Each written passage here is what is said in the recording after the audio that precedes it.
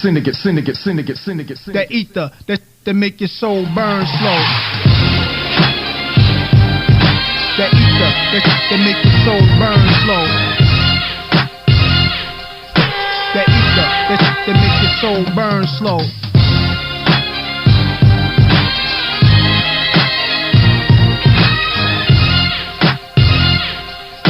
Allow me to reintroduce myself.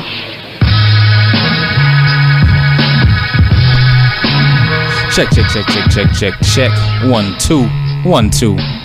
Check 2 1 2 1 2 1. 989898 in the place to be. 911 911. Someone please call 911. Yeah. Mic check 2 3. It's Rockin' Raggedy bars, 2 bars. Episode 3, Rockin' Raggedy. What's going on, peoples? What's going on with you, man? Man, it's been a good weekend, right? Yeah, man. Kind of exciting. I mean, I didn't think it was going to be this much excitement, but it was. Oh, yeah. All-Star weekend, once again in the books. And it's funny because we came in like, man, there's not that much going on in the sports world. It might not be a lot to talk about. NFL is pretty much over to the draft. There's no basketball games because of All-Star weekend. Right. No trades when trade deadline passed. So it's like, what would we talk about? And then lo and behold, we got news, topics, discussion, lots of things going on. Just to give a little overview of what's going on today on episode 3, we're going to do our little final take on post Super Bowl stories and some interesting news about more into the Malcolm Butler fallout that might clear up some things. We have LeBron James versus Linda Ingram versus Donald Trump versus the world, you know. And then we gotta get into the All-Star weekend. I mean, and then there's other NBA stuff that we want to cover. It's actually a lot to go into. So, without further ado, here we go. We can start with the Malcolm Butler saga, the story that'll never end. Yeah, the never-ending story. Apparently, his teammate Devin McCourty has reported that Malcolm Butler knew he wasn't going to start the Super Bowl. Not right before the national anthem, not right before the game in the locker room, but the entire team knew all week that he wasn't starting. It wasn't a secret on the team. So basically, in true Patriots fashion, they know how to keep a secret. Exactly. If we didn't know, but they do. Exactly. But do you believe it though? I mean, the way he was crying on the sideline, I'm like, oh man, he's just emotional over the national anthem. But then when the story leaked, it's like, oh wow, they told him right before the game that he's not going to start. Or maybe it's just like he maybe knew he wasn't starting because of how he was sick and the play and everything like that. And then maybe the Super Bowl, when the Super Bowl came and like reality just set in, yo, I'm a free agent after this game and I don't get to play and audition one last time. I think this is my thought. I think because he's going to be a free agent, and they tried to trade him previous to the season, I think that might play a little part in this whole thing. I think that might be a little something, but they're not letting it out like that. Yeah, but my only thing is this: at the end of the day, or the beginning of the night, like you say. I hate when people say the end of the day. No, the beginning of the night. Yeah, like wouldn't they at least get that one last game out of him? Because the Super Bowl, it's not like it's week 16. You have everything locked up. You clinch the playoff spot, you clinch the division, and it's a meaningless game, and you sit him out. This is the Super Bowl. You're trying to win, and if he's somebody that's played 97.8% of the season, why would you not play him at that time? Even if he is a free agent, even if you were trying to trade him, at least, hey, we're going to get this last little bit of juice out of you. Hopefully we get a trophy, and then on with our lives. We go separate ways. Yeah, but we know, in previous years that Belichick just likes to prove that, he can do it his way. We noted in past weeks, the big time players that he just lets go, and they could be in the middle of their prime and he'll just let them go and they don't miss a beat. But I just didn't think that this was the time to do it because knowing that Brady wasn't 100%, you got Brady with the hurt hand and things of that nature. Your defense was already suspect in the first place, so I mean this wasn't the time to prove that you can do it your way if that's what you're trying to prove. Especially with a suspect defense, what we talked about in the past. So But yeah, he said McCourty also said he gets why people are fishing, you know, because he played so much in the season. But he even said, you know, he hates that it, you know, character-wise, how much of a hit he took going into free agency. And I'm like, maybe it was something outside of football. It had nothing to do with, you know, him violating team rules, and nothing to do with him violating curfew, nothing to do with him getting caught with weed or, you know, all the other rumors out there. Maybe he just pissed somebody off in the organization, and they were like, all right, we're going to make free agency hard for you. Yeah, I'm willing to go with that one. I think that's probably it. That seems, you know, more along the lines. Because all the other stories have gone away. Yeah. You know, so I'm likely to believe that, you know, he pissed somebody off, you know, like a meeting or something.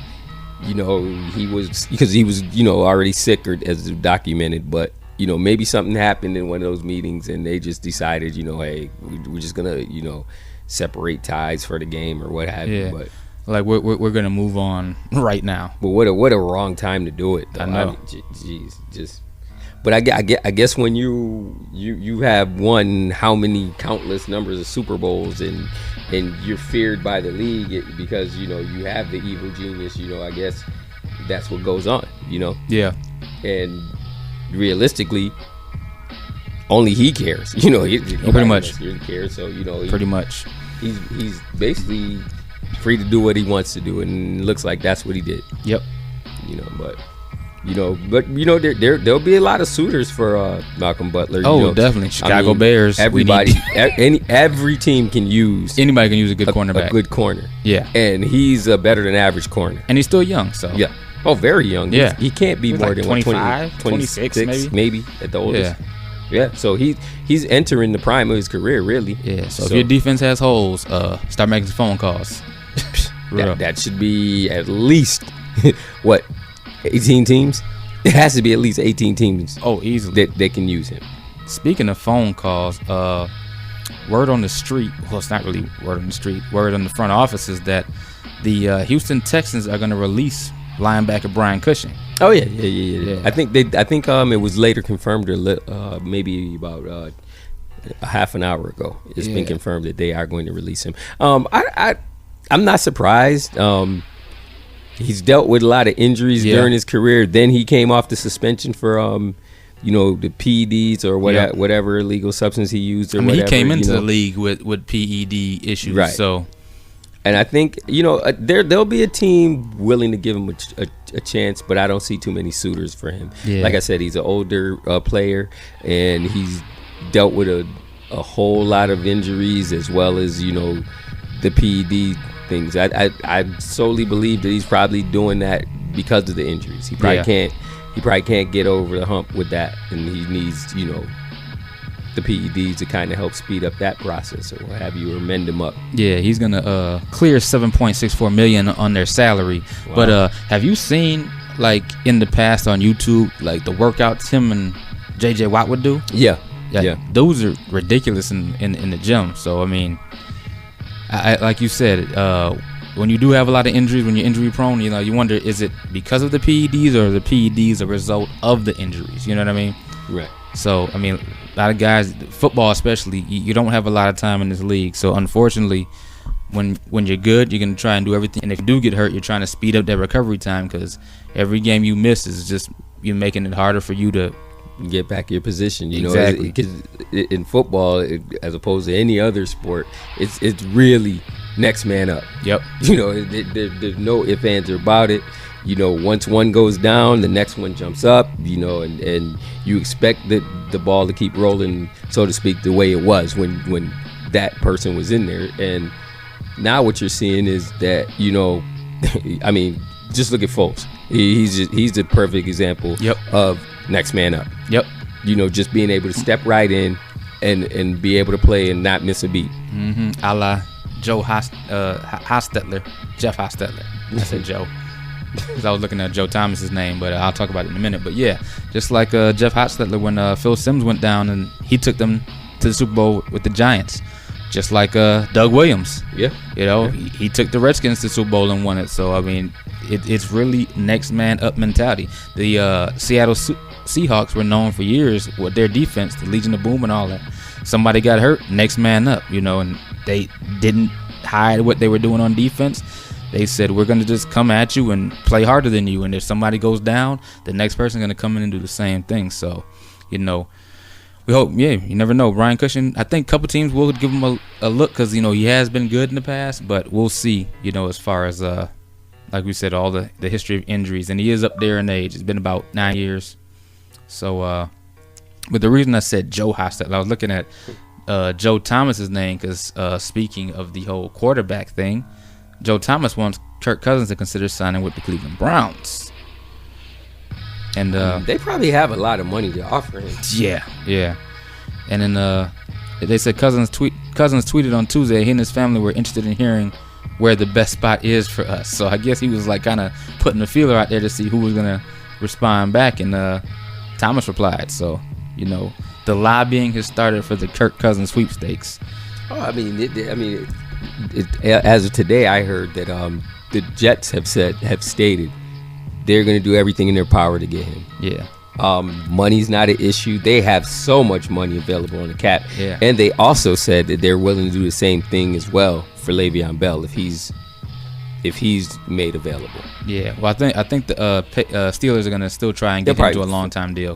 I think that it's in their best interest to sign him they'd be stupid long-term, not to. Yeah. But we do know that Pittsburgh is really frugal with their money. Yeah. They usually only pay the quarterback. I mean, they have paid the receiver, Antonio Brown. But, do they have enough to keep Le'Veon Bell? And without him, I think that the offense takes a big blow because he does so many things for that offense. He catches the ball out the backfield. He runs the ball very well. Probably the best running back in the game right about now. Yeah. Doesn't take a lot of hard hits. No shot to Todd Gurley, but he's just a little bit better than Todd Gurley in my opinion. Yeah. And he opens up everything that AB gets realistically because you have to account for him. Whenever you see they line him up as a receiver, that tells you the worth of him. So it's in their best interest to sign him, but like the Jets said, they coming after everybody, man. Yeah.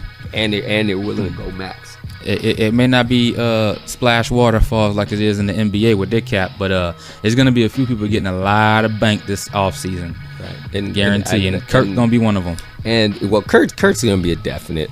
Because they're already saying, that it's the Jets, Cleveland, and Denver that are looking for his services. Okay. If I'm Denver, I throw everything at him because they're just the quarterback away. Yeah, and they obviously have 3 quarterbacks they don't have faith in, so they need to make a move. And having 3 quarterbacks at 3, bartering pieces you might be able to use. You would think John Elway being the GM, you would think that, if anybody knows a good quarterback when he sees him, it would be him. So yeah, if he's committed to trying to get him to Denver, then there's something behind that. Yeah. And that would probably put them conversation as being a playoff contender, much less a Super Bowl contender if they get him. Yeah, definitely. The defense is ready. The defense has been ready.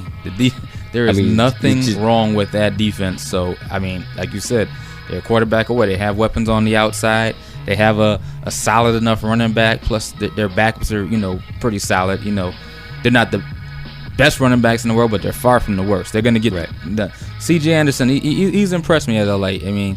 I wasn't really sure about him, but he's a solid running back. So you must have had him on your fantasy league. Actually, not at all. No?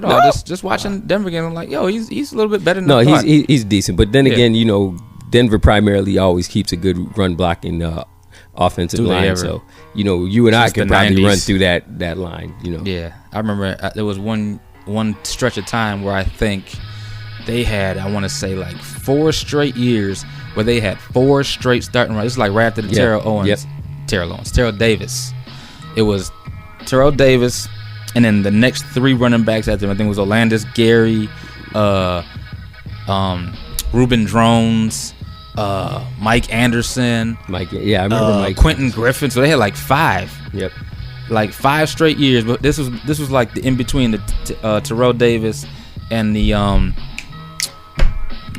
Clinton Portis era. Yeah, in between Terrell Davis and Clinton Portis, they had like another 4 running backs that rushed for 1,000 yards, and as a result, got contracts elsewhere. Orlando Gary, I think, ended up in Detroit, maybe. Reuben Jones went to he went to the Giants and Cleveland after he went to Denver, but paydays as a result. So Denver always has a line. So if they have a quarterback to block for, that'd be even better. And I mean, they already have the receivers in tow already. So, yeah, go ahead and get Kirk Cousins. That might be in your best interest. There you go. Yeah, that's pretty much all that's going on in the NFL. Because let's be honest, it was NBA All-Star Weekend, and dare I say, minus one blemish on the record that we'll get to a little bit later, I think it was a pretty successful All-Star Weekend. It was a great weekend, to be honest. Yeah, I think it was very successful. I was thoroughly entertained, I would say. I mean, we start with the celebrity game, and I mean, come on, they dominating the radio waves. So why not have somebody from Migos in the celebrity game, right? Right. They're all over the radio. I mean, they just dropped Culture 2. It's just crazy. They have him on, First Take to make his announcement that I will be participating in the game, and you can see where he made a concerted effort to be MVP. Yeah, and not only that, how ironic is it that the day after the game, I guess they caught it to him, he was on the red carpet or something. It looked like he was going to see Black Panther, because they had the Black Panther stuff behind him on the wall, and he just said, me playing in the celebrity game, I did it for the culture. Really? As bad of an interview as Migos has seemed to be over the past years, just to drop that little "I did it for the culture" when their album Culture 2 is out, actually pretty smart marketing. Absolutely, I think somebody had to tell him to do that. Yeah, shout out to Quavo, shout out to Migos. I'm not a big Migos fan, but I respect what they're doing. They're doing big things, and now it seems like they're trying to expand themselves. Yeah, so I mean, they're crossing over. You can see where they're getting commercial plays, and they're getting accepted in certain arenas that we wouldn't necessarily see guys of their magnitudes in. I mean, just the fact that they have sneaker commercials and exactly just blows my mind. It's almost like you're looking at sort of this era's sort of Run DMC-ish type movement. Kind of. I mean, and I was talking to a couple of friends about them, before. I was like, they performed at halftime. We'll talk about that a little bit more in depth. I'm not really a big fan of their on-stage performance, but a friend of mine made a comment that kind of resonated with me. It was like, well, if you think about it, they're fans. Actually, I think that was you. It was me. When you said they're fans, I was like, wait a minute. I said that. Yeah, I had a lot of conversations today. Yeah. Would you care to elaborate on your thoughts? Basically, what I said is that their fans are going to be there through thick and thin with them. They're very loyal to them. Maybe to a fault, maybe not. But it's also like, from our era, if you look at the Wu-Tang fans. Oh, yeah. And the Wu-Tang movement. They're unapologetically loyal. Yeah. To the point where you don't have to listen to anything that one of them comes out with. You're going to get it just because who they're affiliated with or whatever. And because you like them. There was a quick, small moment in Wu-Tang's career where we even thought, RZA cheating, man. He just throwing out anything and they going to buy it because it's RZA beats. Absolutely. And that's kind of how Migos has it. Like, they throw anything out there, it's going to be picked up for the culture. Yeah, they in turn are really turning into rock stars. Yeah, because they're everywhere. So they really are turning into accessorized rock stars. Yeah, but Quavo won the MVP. He hooped out a little bit. Yeah. Looked like he kind of. He has some skills. He kind of clipped Candace Parker a couple times. if you look at his YouTube page or whatever, he has some things where he's doing some athletic things, and I think he throwing the football through the hoop. He could have went to school on a scholarship for football, they were saying, and basketball, but he chose to do the rap thing, which was a good choice. I think he turned out all right. Yeah. I think he's doing okay. I mean, it's not like he was going to go to school to be an English major or a communications major or anything. So he picked the right thing. He picked the right form. Yeah, Mama told me never. But moving right along, we had the skills challenge, and how ironic it was that they said the guards took the title back from the big men. Because the big men we're winning a long time ago. You know, for like years. You know what Porzingis won last year, correct? Yeah, it was crazy. You know, what was cool that a person that nobody usually hears about won. Yeah, Spencer Dinwiddie. He's on the Nets. Because if you don't really follow, if you're not a that Nets team, fan, you find yourself saying, "Who?" You know, I mean, I know who he is because, you know, I watched the Nets a little bit. But, you know, most people are like, who is that? You know, to the average person, it might seem like he's on a 10-day contract. Fantasy basketball fans know who he is. Oh, he's a stat stuffer. Yes, but he's playing on a team that's going to allow him to do that. Yep. You know, so. But it was good to see him win it. Joel Embiid, you know, he tried to cheat. I mean, like I know, right? He didn't even throw the ball through the first thing. He just said, you know, forget it, I'm gone. Yeah. Which was probably smart because does he get like a 5-second penalty or something? Probably. So see, take your chances. Yeah. Just go ahead and win it. See if you can win within 5 seconds. Take the penalty and you win outright. Be like, hope you don't make it. Because he probably still would have been there trying to throw that ball through the ring. You know, just as easy as it looks. See, the thing of it is once you miss that and you see your opponent has gotten that and gone through, kicks in. Oh, the sense of urgency, and that's what happened to him in the first round. But luckily, he caught up to making in from Chicago and then hit the 3-point shot before he did, which is incredible because Mike is a great 3-point shooter. Yeah. What do you think is harder, the chest pass or the bounce pass? In terms of in-game action? No, I'm talking about in terms of the skills challenge. Oh, the chest pass. I think the harder? chest pass. Yeah, I think chest pass harder? I think the chest pass. Yeah. I would say the chest pass. Yeah. Only because depending on, you know, if it's a guard, if it's a center, if it's a forward, you know, where the target is in relation to where your actual chest is. Yeah. Do you have to bend down to make that pass? That's a good point. You know, or do you have to, if you're like Spud Webb or somebody like that, do you have to throw it up? You know what I mean? So I would say that. Yeah, and the bounce pass is basically just about good angles. Yeah. So yeah. But yeah, so shout out to Spencer Dinwiddie on winning the skills challenge. And then we move on to the 3-point contest. And dare I say, Raggedy Andy was prophetic.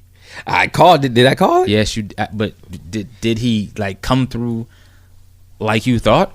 I mean, of course, he broke the record. Well, let me tell you what my thinking was with picking him. I looked at him, you know, as he played last year. I mean, he's a great shooter. Yeah. You know, but when you watch him in the games, you could see that like he can shoot it off the dribble, he can shoot off the bounce, but he also has like a set shot. Yeah. So in these competitions, the less you have to elevate, that means the quicker you get to the rack. Yep. To get the next ball to shoot. Pause. But you know, so that was some of the mentality that I used with picking him. The fact that he had a game where he scored 70 points, you know, just all that, you know, I just picked him, you know, and then usually it's that guy that hasn't won that you know, is like, he's a great shooter, but you know, he had the but behind him, you know, now that's been erased. So yeah, you know. Let me just ask this question. Who was he in the finals against? Clay. Okay, so I wasn't totally off with my prediction of Klay Thompson. You know, I was close. Well, I mean, we did say it was a light-skinned final. We did say that, so we were on point. We were on point, you know. But we were definitely on point with that. The light-skinned one. I mean, but it was I did like what I would say that I did like about that 3-point contest. Mm-hmm. I like the fact that they have a rack with nothing but the money balls on it. Yeah. And you get to pick where you want that rack to go. Yep. And you get 2 points for every one of those. Exactly. And that's what really put him over the top. Yeah. Put it at your sweet spot. He put it in a sweet spot and he hit them all. You know, I think he missed one of them. I think he missed like the second and last one on that rack. But I mean, he just caught fire and just, you know, and he's only in his second year. You know. And the thing about it is, you know, when he was at Kentucky, he's the guy that nobody really he came on the bench. He flew under the radar, but now look, you know, it is funny because that's what happens to guys that go to, you know, Kentucky or whatever. You can be the obscure guy and still come out and be the guy still. And you know, with him being on that Kentucky team, when I was watching Kentucky when they were all in college, Devin Booker kind of fell into like the what I like to call the Derek Fisher theory. Derek Fisher looks mad short on TV, but Derek Fisher's 6'2". Right. So I'm thinking Devin Booker's like 6'3". Dude was like 6'9". No, he's legitimately tall. You can see when he's standing next to each other. But I think with him, because he plays the position that he plays, and then when he's on defense, he's able to guard numerous positions. You would think that he's smaller than what he is. But when you have Willie Cauley-Stein and Trey Lyles and Cat Williams on your team, Cat Williams. Cat Williams. Karl Anthony Towns. I mean, you had Big Cat on your team. It's like 3 7-footers, and then your point guards are 6'6". I mean, he would look average height. So I didn't even realize until he got in the NBA. I'm like, yo, this dude is mad tall. Yeah, and then when you see can him, ball. And then when you see him play, the other reason I picked him is because usually when I watch him on the court, he's always under control. Mm-hmm. I don't ever see him where he's out of sorts. I don't see him, where somebody's guarding him and they're just all in his head. If he usually misses a shot, it's because he missed the shot. Yeah. And it's not far off. I mean, it's like one of those situations where, it went down, but it came back out. One of those. He just has a nice form. He has a very nice form. But not to say the others don't have nice form, because personally, I think that Klay Thompson has the best form in the league, but he has very nice form as well. So that's why I picked him. Let me pat myself on the back right now. Yeah, I was close. I was close with Klay though. Yeah. But in all fairness to all of this, I do have Devin Booker on my fantasy team. Just throwing it out there, So I wasn't surprised. Let's just say that. And then we move to the dunk contest. Only issue I have with the dunk contest, somebody mentioned it on air, and I'm just like, yeah, I agree with that too. I think it's a little too short. You have the one round, everybody gets 2 dunks, then you go straight to the finals. Because you had somebody like Dennis Smith Jr. who didn't make the final.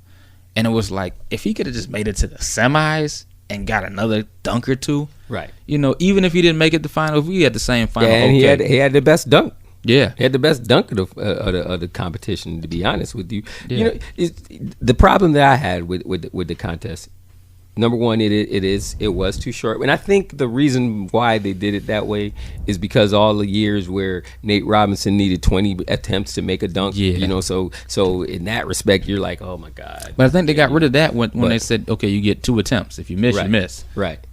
But I had, me and my girl were sitting there watching the game. I mean, watching it and whatever, right?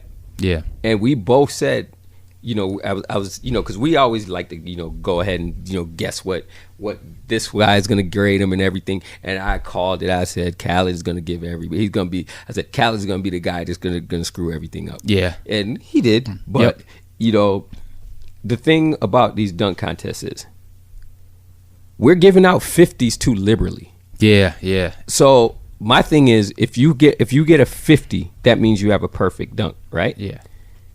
But if you go back into history, or even just go on on Saturday, and you look at the dunks that were 50s, Vince Carter's whole. No, well, I'm saying, like, okay, if you look at what Mitchell got as a 50, and then you look at what Smith got for a 50, then you look at what Nance got for 50. Oladipo didn't get any 50s. You take all 3 of those 50s. Yeah. And if you had to grade them on their own, which one's better? And I asked that to say that if one doesn't look as good as the other, how can it be a 50? Yeah, I agree. And that's my point. I agree. Everything can't be 50. Like literally, if you give those 50s, right? How do they measure up against a 50 that Vince Carter may have gotten? Or the Jordan versus Dominique. How does it match up the Jordan Dominique? How does it match up to Aaron Gordon and Levine? Yeah. How does it match up to like a Richardson or Josh Smith the year he didn't miss a dunk? 4 straight dunks. 4 just. I mean, which of the 50s did we see that matched up to Dwight Howard putting the sticker at the top of the backboard? Yeah, Gerald Green's year when he won, even Kobe when he won. Yeah, I mean, and that's my only gripe, that even you're never gonna get that right. I don't think you're ever gonna get it right. Yeah, because at some point a perfect dunk isn't perfect. Yeah, So, but I would say. the thing that bothered me about the dunk contest is that nobody was hyped. Now had Larry Nance Jr. done his dunks and then was like, celebrating and all that, he would have won easily. Yeah. Easily. Because think about it, and then the other elephant in the room is the replay.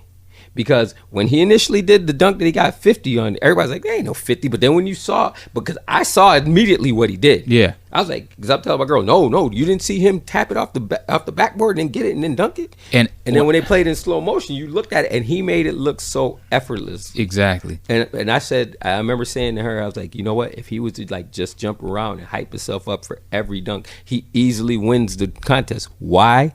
It's in LA. Yeah, and he just left. I mean, it's not like... Well, you also have to remember, they made a big campaign to get him into the dunk contest. Yeah. Because I don't think they were going to put him in there initially. Yeah. And they made a big campaign to get him in there and because it was in LA. He just happened to get traded, right before the deadline. But, there were still Larry Nance Laker fans in the building. Yeah. I would have liked to see him jump over Larry Nance personally. Yeah. And another thing, too, only 2 dunks in the final. I would have liked to have seen one more dunk because I don't think, even though I think Donovan Mitchell did a great job, I don't think he was just a clear cut. He won.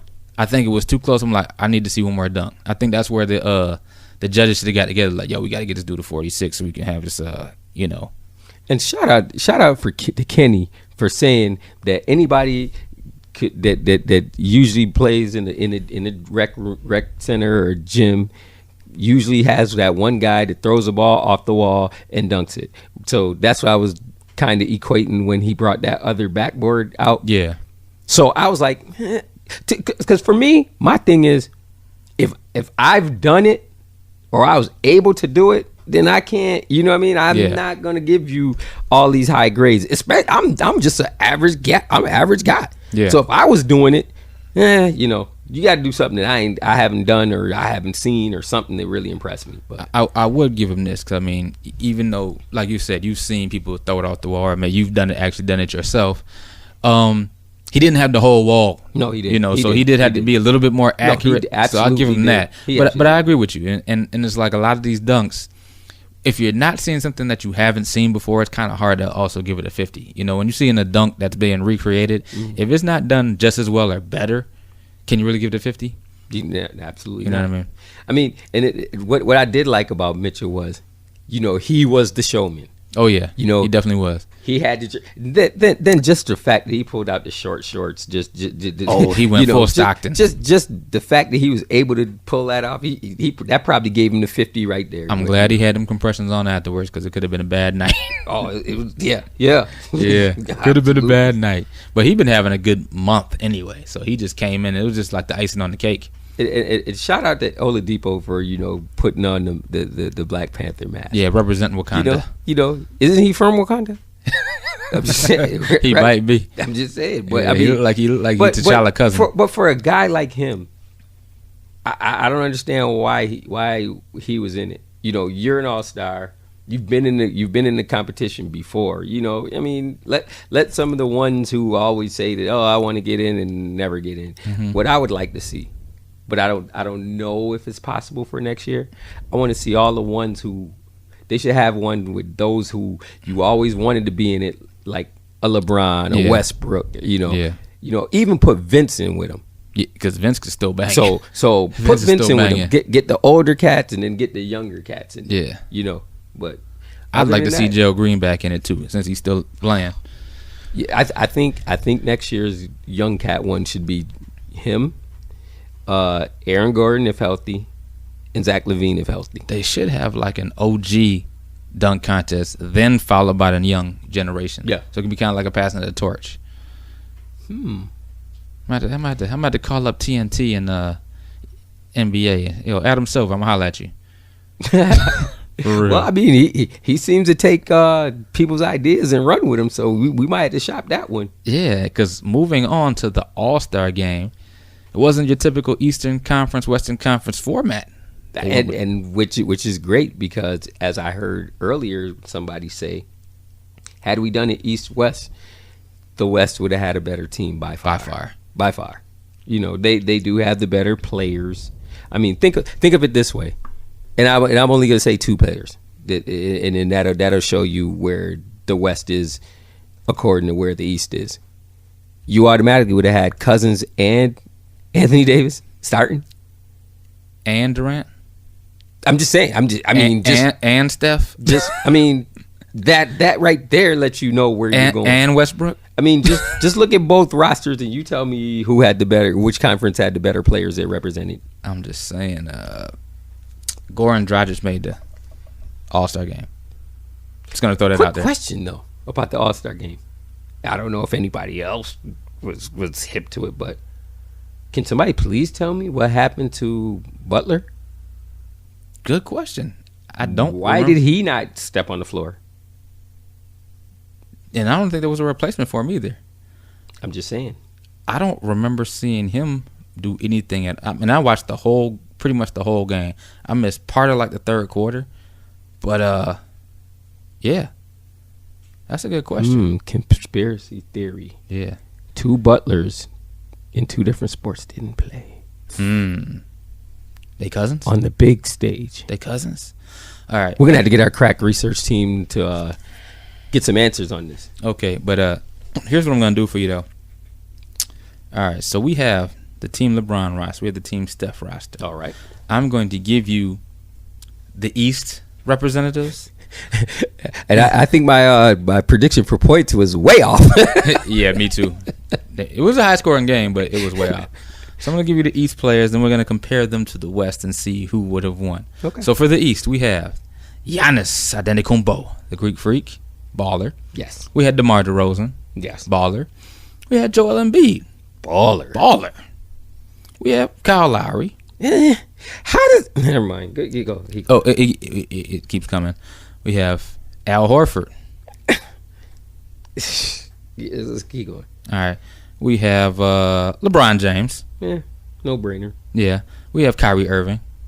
Yeah, no brainer. We have Bradley Beal.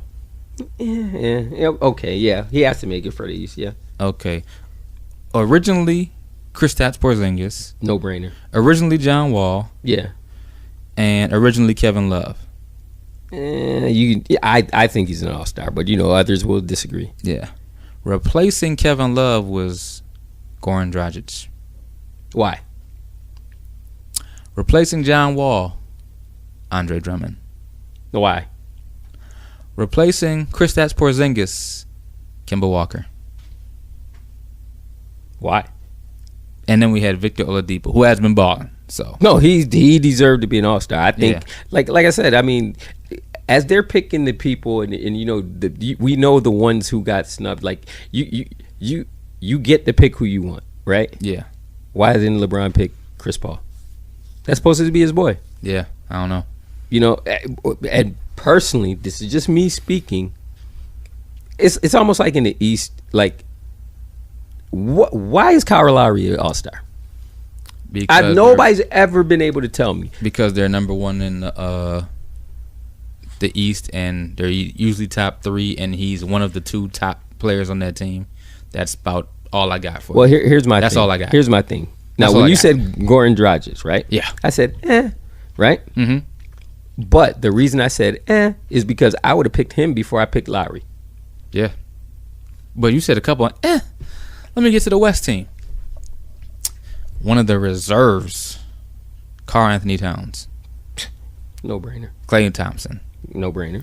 Damian Lillard. No brainer. Draymond Green. That's a no brainer. But I could see leaving him off. But we'll take it. Defensive Player of the Year last year. Yeah. Jimmy Butler. Well, he left himself off, but we'll get into that later. He was with cousin Malcolm. I know, right? But no brainer. Right. James Harden. Yeah, no brainer. He's the MVP of the league at this point. Yeah. Steph Curry. Hey, the face of the league. Yeah. We go up to Team LeBron. And light skin. Yeah, light skin is winning. Alrighty. Of course, computer would freeze. But you get the point. Basically, all the was from the East. I mean, it's almost like we're just throwing people in the All-Star game. Like literally, you would this is just me speaking. You would put Al Horford before you would put Drummond? Let's look at their. If you look at their numbers, And my thing is Drummond has better numbers, but I don't know if I'd put him either. I would take him before I'd even took Whiteside before I took him. I just don't think that Al Horford is an all-star. Yeah. I mean, even put it like this, even on the Boston Celtics team, I wouldn't have taken him second. I would have taken him maybe fourth. Yeah, because I'm taking Brown before and Tatum before I'm taking him. I was just about to say that. Yeah, Tatum is a rookie and he is balling. So I mean, just that's the point that kills me. You know, we do get a lot of years where there's snubs, but then there's people that just get there just for the sake of getting there. I think he got there just because, well, you know, he's been there before with Atlanta, but what's he doing as far as him being on Boston? Yeah. Oh, and by the way, the others from the West, DeMarcus Cousins, Anthony Davis, Kevin Durant, LaMarcus Aldridge. Replacing Cousins was Paul George. All legit all-stars though. Oh, and last year's MVP who averaged a triple-double, Russell Westbrook. All legit. Yeah. Every one of them legit. The only you had on the West was Draymond Green, and that's not really it. That's not really it. It's just it's an offensive one, but for me, I guess it's because, you know, the All-Star game is all about offense. Yeah. Him being a defensive guy, you know, maybe I would have been like, you know what? Let me pick Lou Williams up just for this year. Lou Williams is doing an excellent job this year. Let me pick Lou Williams up. Yeah. You know. But like I said, I think for the most part in sports in general, we throw around the words all-star and Hall of Famers like too loosely. Yeah. And like cuz you know, we've had conversations where we pick certain people in certain sports, a la football. Like, you know, Terrell Davis is a Hall of Famer. He really only had 4 good years. Mm-hmm. You know, so is that really a resume for, you know, Hall of Fame? You know, it's like, and for basketball, I look at like a Tracy McGrady. Me, myself? Yeah. I don't consider him a Hall of Famer. If you say Hall of Famer, I don't think I would say Tracy McGrady. But that's just me. But, you know. I'd say a maybe, but definitely not first ballot at all. Well, that's my point. Yeah, and that's the thing. If you had to debate it, you know. Yeah. Some people are just, it's clear cut. I mean, he has a resume. Yeah. But, I mean. It's a regular season resume. Exactly. Mm-hmm. And that's the problem I have with it. So, yeah. But, you know, to each their own. And, you know, to all the sports writers, you know, whatever, you know, hey. Yeah. But moving back to the All-Star game itself. We forgot to mention the world versus the U.S. in the rookie challenge. Yeah. The world spanked on them. You know what that was? It was almost like, okay, the U.S. team was like, you know what? Let's go and show that we can do these nice dunks. And then, you know, then the world team was like, all right, you can get 2 points for them dunks and we get 3 for all our shots. Because they were knocking down the 3 like it was nobody's business. Before you looked up, they were up. Like at first I looked up, they were up like 5. Then I looked up again, they were up by like 15. Then they were up like 25. Then they were up like 30. I'm like, what? That was like the NBA version of hip hop. It's like, okay, you guys might have started this thing, but we have a little bit more respect for it. We're gonna show you that, you know, we've been studying too. Yeah. So like the little brother finally beat the big brother. I spanked them. Yeah, exactly. But I will say that a lot of the ones from overseas, what people fail to realize is some of the guys that from overseas that don't come to college, they're already pros by the time they get to the pro. Yeah. So that, you know, they've lived a lifestyle of traveling and back to backs and things of that nature that, you know, that the rookies coming out of college may not have gotten. Because in college you don't get back to backs. You don't, you know, you go to the tournament, you may get like every other day or something like that, but you get a lot of rest. Well, I can just mention like 4 names for you that are, you know, if you look at them on the surface, you wouldn't know it, but 4 international players currently in NBA: Karl Anthony Towns, right? Andrew Wiggins, Joel Embiid, Ben Simmons. And here's the other thing about that: how how this is what I don't understand. If Joel Embiid can't play back-to-backs, he's on a minutes restriction, all that. How did you allow him to play in that game?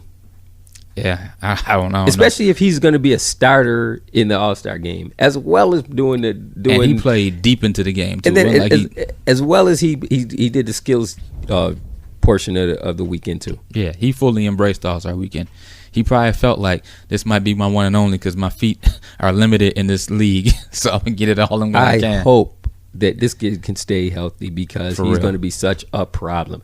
I didn't see this coming because because when he was in Kansas, it was all about Wiggins. Wiggins was it was almost like they were selling us with the notion of just be happy he came to college because he should have went straight to the league if he could have, But Wiggins, I mean, not Wiggins, but Embiid was pretty much like Devin Butler in Kentucky. Absolutely, he was on the team. People around knew he was nice, but the general public didn't because he was overshadowed by Wiggins, just like Devin Booker was overshadowed by the 6'10" and up starting five that they had, and all that length. So, but yeah, man, the world is paying attention in basketball, and I think the U.S. got an eye-opening experience based on that spanking and shellacking. The world is catching up. Yeah, in everything. So I mean, But at the same time, I will say that Adam Silver's probably looking like, yes, our initiatives to bring basketball to the world is working. And shout out to him because when he took over for David Stern, who would have thought that he wouldn't have missed a step and he would have actually gone further than what Stern saw. And he kind of got like a little nerd-like swag to him. So. But he stands by what he says. Yeah, man. I mean, because I would have hated to see what David Stern would have done if he would have had to handle the whole L.A. Clipper Donald Sterling situation. Yeah, had he been the commissioner. Adam Silver made it quick work and kept it moving like nothing. And I think also, whereas Stern was kind of looked at as like that.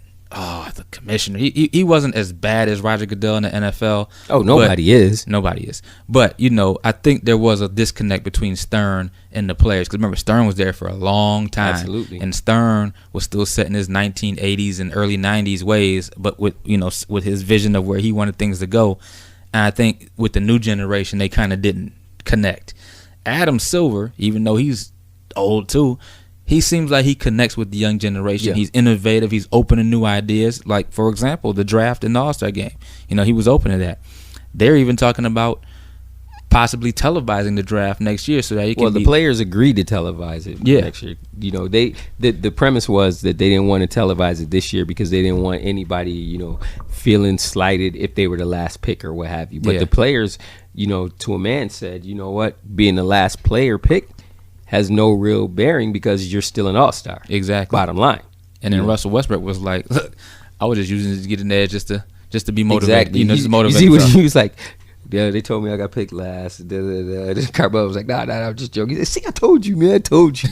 So you could tell he's really heated. Yeah. He's really heated because he thought he got picked last. But that's Russell Westbrook for you. Yeah. He has that Jordan instinct where, okay, I'm going to find the smallest thing in this newspaper and I'm going to make it about me to motivate myself. He's a self-motivator. Right. Nothing wrong with that. Killer instinct. And then the All-Star game kicks off with the most long, drawn-out introduction I have ever seen in my life. Now, granted, we're going to get to the national anthem in a minute, but I got to talk about, Mr. Philly, 5'4", all 5'4" of them. What'd you think about Kevin Hart's introduction for the All-Star game? Why are we reaching for Kevin Hart for everything? My thing is this, though. I'm just saying, his 15 minutes are just about up. Kevin Hart is hilarious. The dude is funny. I think he is a comedic genius. He wasn't last night. No. It was very awkward. Yeah, it was like one of those like comic view roasts that you watch and you're like... You know why? Here's the reason why you shouldn't have had. It was too soon after the Super Bowl fiasco with him. So you could tell like somebody got in his ear like, okay, don't do like you did that day. It's almost like He had the restraints on him, so he couldn't be Kevin Hart. But if you can't be Kevin Hart, why are you there? Yeah. That is what we're looking for, is you to be Kevin Hart.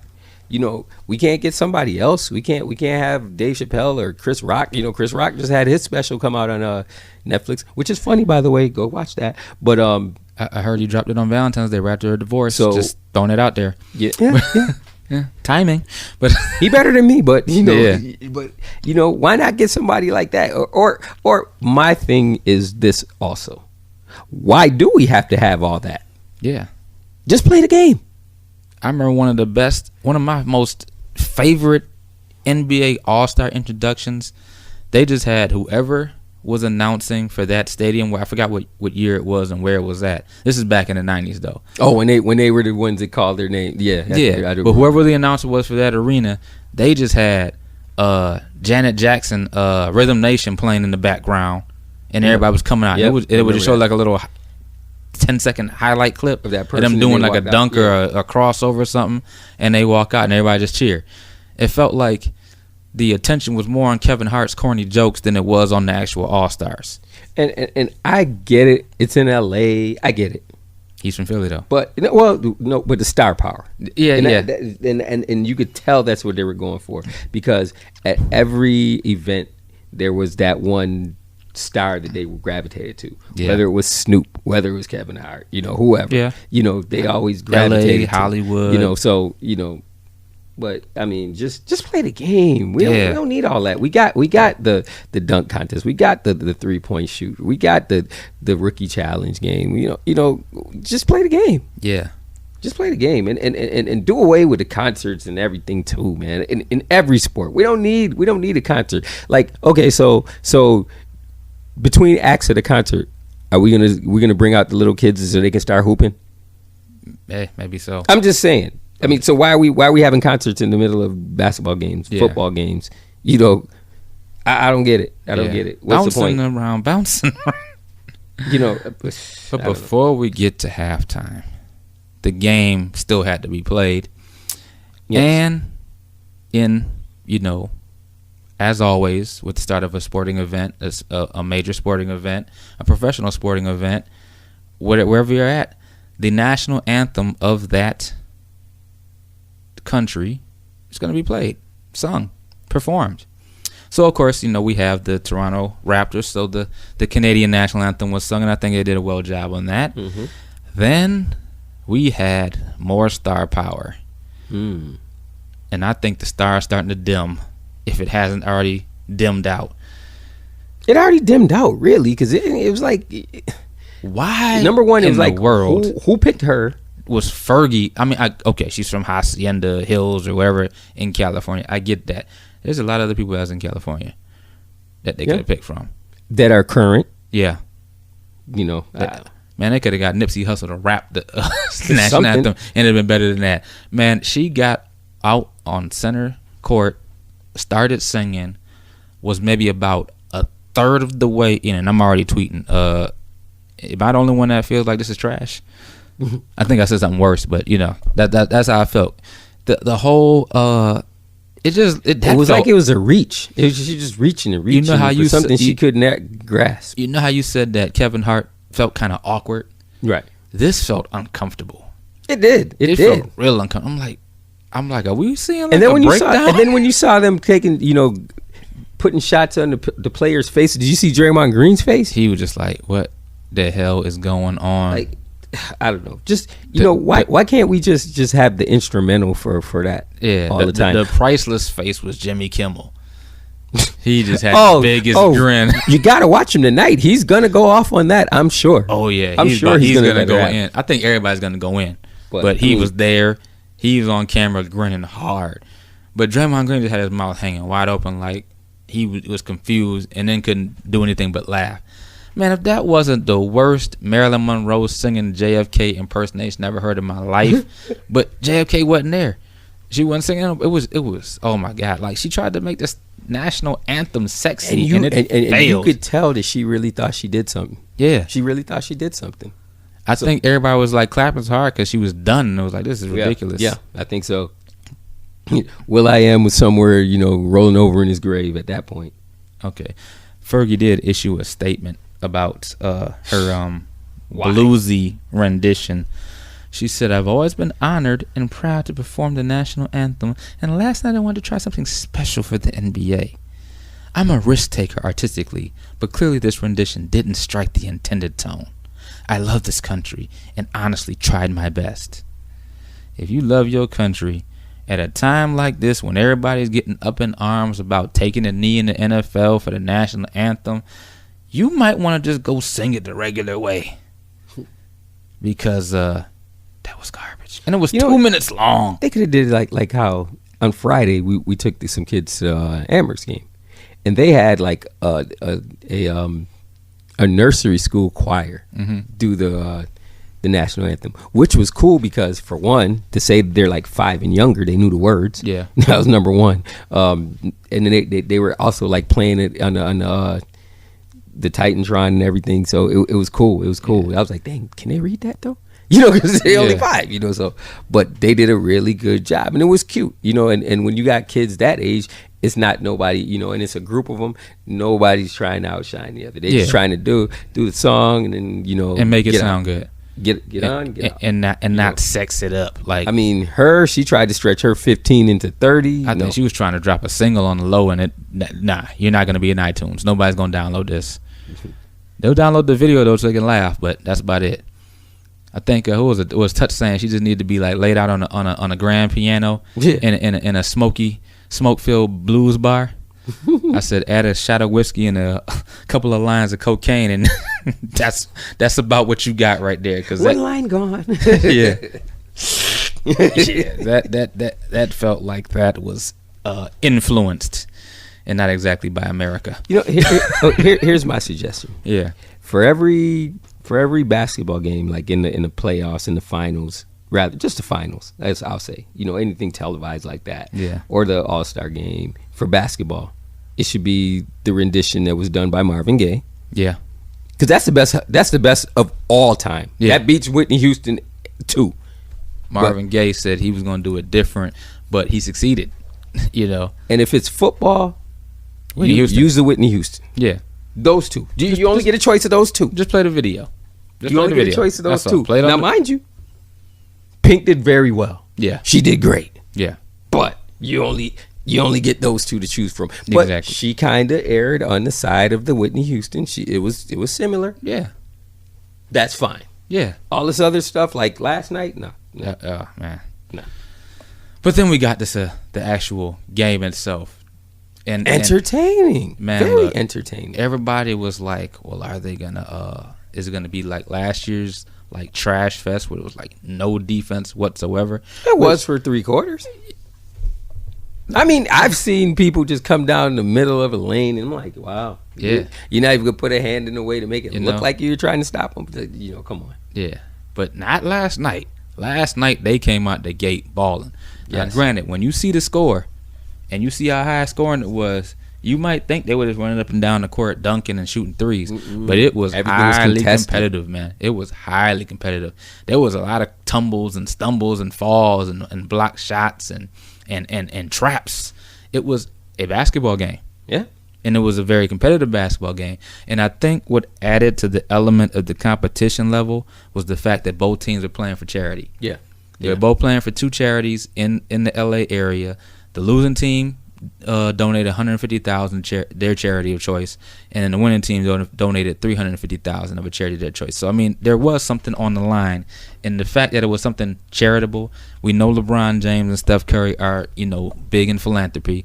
So that them being the captains and that being the stakes, I think that's why we saw the competition level the way it was, and it was a beautiful thing. I mean, to see them play that hard, knowing that it was going to a cause versus just going to their pockets, was a beautiful thing. Right. I mean, now, they got paid too, but the fact that $500,000 went to charity, that was a beautiful thing, and it was good to see, and it was entertaining, and there was so many backstories too, like just you had the KD and Russell as teammates. Yeah. You had LeBron and Kyrie as teammates. You had all the had Durant playing against all of his teammates. Yeah. you know what I mean? All the backstories. But you know what kind of stood out to me? What? When it was go time and it was money time, where was Harden? Same place he was in the playoffs last year? I'm just saying. I mean, I know it's an all-star game, but I'm just saying. Let's see how the playoffs play out, and then we'll speak on that. I will come back and say that at the all-star game, I told you it was going to happen. So remember, but we already saw this. We saw this movie a couple times. Yeah, this is not. But see, now everybody wasn't as excited for that one. Now we're bringing them back around, and we made a new version of the movie, and we put a new character in there. Man, I don't know. Like granted, like we said, he's the lead front runner for MVP. But James Harden is that scene from Pulp Fiction. In the fourth round, your ass goes down. Yeah. So fourth quarter, he goes missing.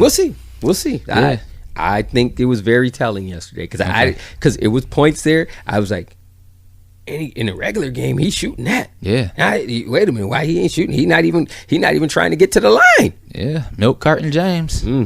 We'll see. He's missing from last night. I tell you that. LeBron was definitely balling in the fourth quarter. Westbrook was definitely balling in the fourth quarter. Steph was definitely balling in the fourth quarter. Durant, all the people you expect to ball. I mean, it's an all-star game, so you should have expected all of them, to ball. But, I think LeBron was trying to make his statement that he's not gone anywhere yet. Yeah, that was his statement. I'm old, but don't put a fork in me yet. I'm not done. I mean, just think. Have you ever seen anybody with that kind of athleticism 15 years into the craft? Dude, catching alleys. I'm just saying, 15 years into the craft. Outside of Vince Carter, no. I mean, the only person I could say that I may have seen like that is Tom Brady, maybe. Yeah, Roger Brady. Federer, maybe. Yeah. Those two. That's about it. Vince Carter, I mean, granted, he's not the man on his team, right? But for his age to be playing at the high level he's playing at, and still above the rim, getting it in, like something like not far removed from his heyday. It's something special, and I hate to go off topic, but they were saying that could be a reason that LeBron might show some interest to the Spurs. He's getting up there in age. He's still playing at a high level. Who's the best minutes manager in the NBA head coach? So if you get LeBron in San Antonio with Popovich, the way he manages minutes, it only makes sense. You add like 5 years on his career. Yeah. Look at Tim Duncan. Look at Tony Parker. Tony Parker would still be playing had it not been for that nasty quad injury he had. Right. Manu Ginobili still playing at a high level. Duncan probably could have played another 2 years. He chose to, go on his own terms. So, yeah, I mean. You know what? It just goes to show you how great a coach Popovich really is. Yeah. And everybody to a man will tell you that he's the best in the business. Oh, yeah. I'll go as far as saying he's the best going out of any sport. He's the best interview as well. Love him as far as the coaches. It just they'd be like, so what happened during that quarter? He's they scored more than us. He's like Belichick but with personality.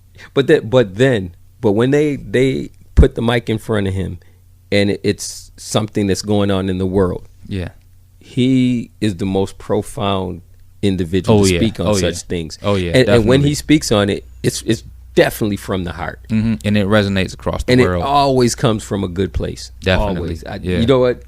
Shout out to Pop, man. Pop's just a good dude, man. Just a good dude, and that's why people love him. That's why they like to play for him. That's why every year, no matter how old the San Antonio Spurs are getting, they got these new young talent that don't really know the system, and he always has his teams ready and to they're play. Always flying under the radar. Nobody's said they're going to win it, but yet they're still at like the number 3 seed. Yep, they're currently the number 3 seed. It's in just the West, amazing. In the Wild Wild West. It is just amazing. And with Kawhi being injured, as long as he's been injured, and they're still third. Has Kawhi played this year? I've seen him play like maybe 7 games. Yeah, and they're still third without arguably their best player. That's a testament to him, man. Yeah, man. But going back to the game, LeBron was the MVP of the game. Which it was. I think he used the game as his platform. Yeah. To say, "Hey, LA, look at me," or to make known to the public. Yeah, y'all say Durant is on my heels, but guess what? I'm still here. I'm still number 1. He's maybe 1A. And I hit the game winner. Yeah. Yeah. So I mean, with the best of the best. like, and the one thing and then I respect the fact that he's able to play that well, and to still be in the midst of, you know, a controversy. Yeah. Of him speaking his mind. You know, if there's anybody in all the sports, with the exception of Kaepernick, because Kaepernick is already there, but he is the one person of this generation that has the ear of every sports fan and uses it correctly. Yeah. Everything that's happening, he has a view, and it's usually an intelligent. I'll say it's always an intelligent view, because I haven't heard him speak on anything, you know, that's happening in the world and be just totally ignorant or off base. It's usually heartfelt, you know, and comes from a good place. Yeah, we'll get to this later, but unfortunately, some people tend to disagree. But we'll get to that later, because you mentioned LeBron, and you mentioned platform, and you mentioned, hey, LA, this is me. I'm not dead yet.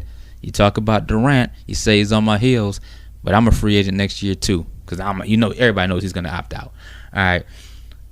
Speaking of controversy surrounding LeBron James and free agency surrounding LeBron James, could Ben Simmons' Instagram account get tapped for tampering? Did you see the IG post he put out there? No, I did not. Yeah, so Ben Simmons has a picture of him, two other dudes, I can't remember who they were, but and LeBron in there, right? And they look like they just, you know, they all dressed up like they just chilling, enjoying the festivities of All-Star Weekend, leading up either lead up to the game or right after the game. I'm not sure. The caption said something to the effect of June 30th, midnight, clutch. Wow. Basically, they're saying he was alluding to the fact that the 76ers are going to be pursuing LeBron James in free agency. I mean, that's not a secret. They have money. They have numerous draft picks. They can make the run for him. Yeah, definitely not a secret. But I mean, could you imagine Simmons, LeBron, and Embiid and Covington? I wouldn't want to play. I wouldn't want to face them. And a JJ Redick over in the corners shooting threes. That'd probably be the starting five. I don't want to. That'd be a problem. And they were talking about how, because of course, not even 24 hours after the game was over, and they already had an article about the different places where LeBron can go. And we had it was even a Flash website where as you scroll down, it automatically just goes to the next team in the next jersey. And Philadelphia was one of the teams, and they were saying when he left Miami to come back to Cleveland, he left an older roster for a younger roster in Kyrie Irving and Tristan Thompson and all the young players that they had. They said this would pretty much be the same thing, because let's face it, even though he looks like he's 38, Ben Simmons is in his second year in the NBA. First playing, but second year. Looks like he's 38. Man, that dude got a grown man body, and he's supposed to be in his junior year of college. Come on, man. That dude.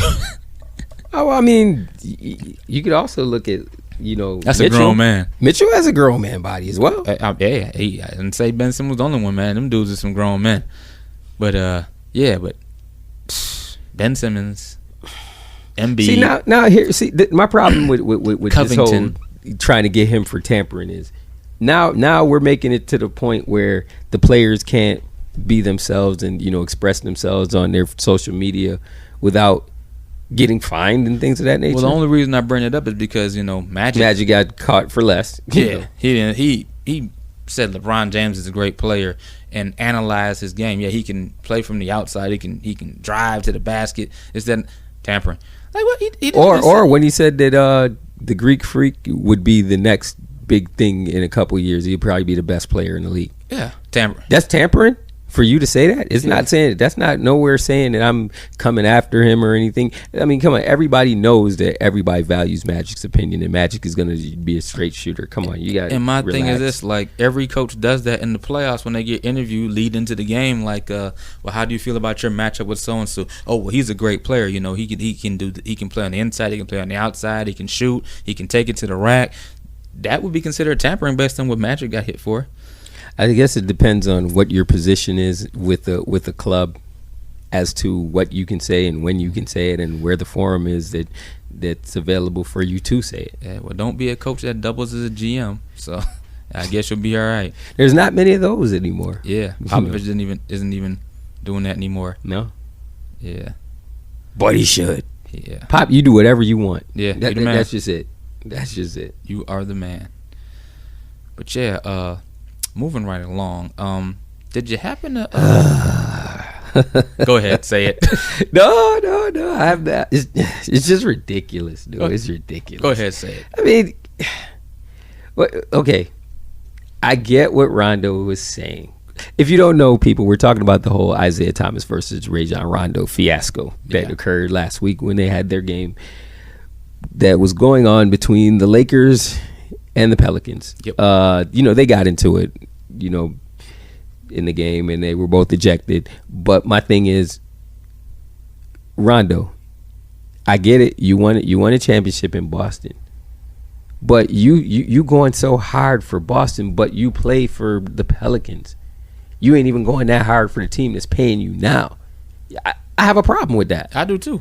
Like, it's over. It's been over in Boston. You've been on multiple teams. You've been on Chicago. You've been on Sacramento. Now you're in New Orleans. You are so far removed from that. What was that? 2010? 10 team? No, 8. No, 2008. Yeah, because we won 2009, 2010. Right. 2008. Dude, it's 2000. It was 10 years ago. But not only that, but my thing is, you were the little guy on the team. You weren't even you weren't even one of the big three. It wasn't called the big four. It was the big three. Yeah. And if I'm not mistaken, the big three was Garnett, Paul Pierce, and Ray Allen, right? Yeah. And the only reason, let's face it, I'm not saying Rondo's a terrible player. He's not a great player. But if you have Kevin Garnett, Paul Pierce, and Ray Allen on your team, with Kendrick Perkins in the middle, a young, in shape, rebounding, defending, shot blocking bully Kendrick Perkins, how hard is it you to get a bunch of assists and a bunch of points and a bunch of rebounds? Because nobody's looking at you. Right. Looking at Garnett. They're looking at Paul Pierce. They're looking at Ray Allen spotting up in the corner. They know Kendrick Perkins is going to bully his way and get some boards, so you can come in and get those boards. You have future Hall of Famers to pass to get only assists. Thing you had to do was just not make a mistake. Exactly. You were the Trent Dilfer of the Exactly. And that's the only problem I have. Like him saying, "Oh, Ray Allen, you're not invited to the reunion and stuff like that." Who are you to say that? You might not be either. You understand what I'm saying? Who are you to be saying certain things? And just like we said with Isaiah Thomas when he was very vocal in Cleveland. Yep. Who are you to say certain things? You just got there. You won nothing with them, and you're so vocal. Exactly. You understand? Sometimes it's not the message. It's the messenger who's bringing the message. Yep. And sometimes the wrong person is saying the wrong or the right things. You gotta know your role until it's your time. I mean, just and to Isaiah Thomas, I mean, like, I get it. You didn't want to get ejected or whatever, so you tried to play the high road. But Rondo, he's a hard ass, and he's just gonna keep on keeping on. Yep. Because he's looking for something to rile himself up and motivate him. But if it's me, I just had to punch the dude in the face, man. For real. Yeah. For real. If you already put me out and I didn't do anything, but you let him have liberties at me, he got to see me. I'm sorry. Yeah, he got to see me. I don't know. Like I said, the only person that really should have been speaking on the whole Paul Pierce thing was Paul Pierce. Basically. That's it. Yeah. I mean, now maybe if Garnett had something to say, he's able to say it. Nobody else. Yeah. Nobody else. Just him. But at the end of the day, it does make for entertaining television. So it would be nice. I might have to check the schedule to see how many more times they have left to play this year. So they are in the West. So there's 4 matchups. I don't know how many they had so far. So we'll pay attention to that moving down the line. Because Isaiah, remember, you still trying to get some money at the end of this season. He's blown that.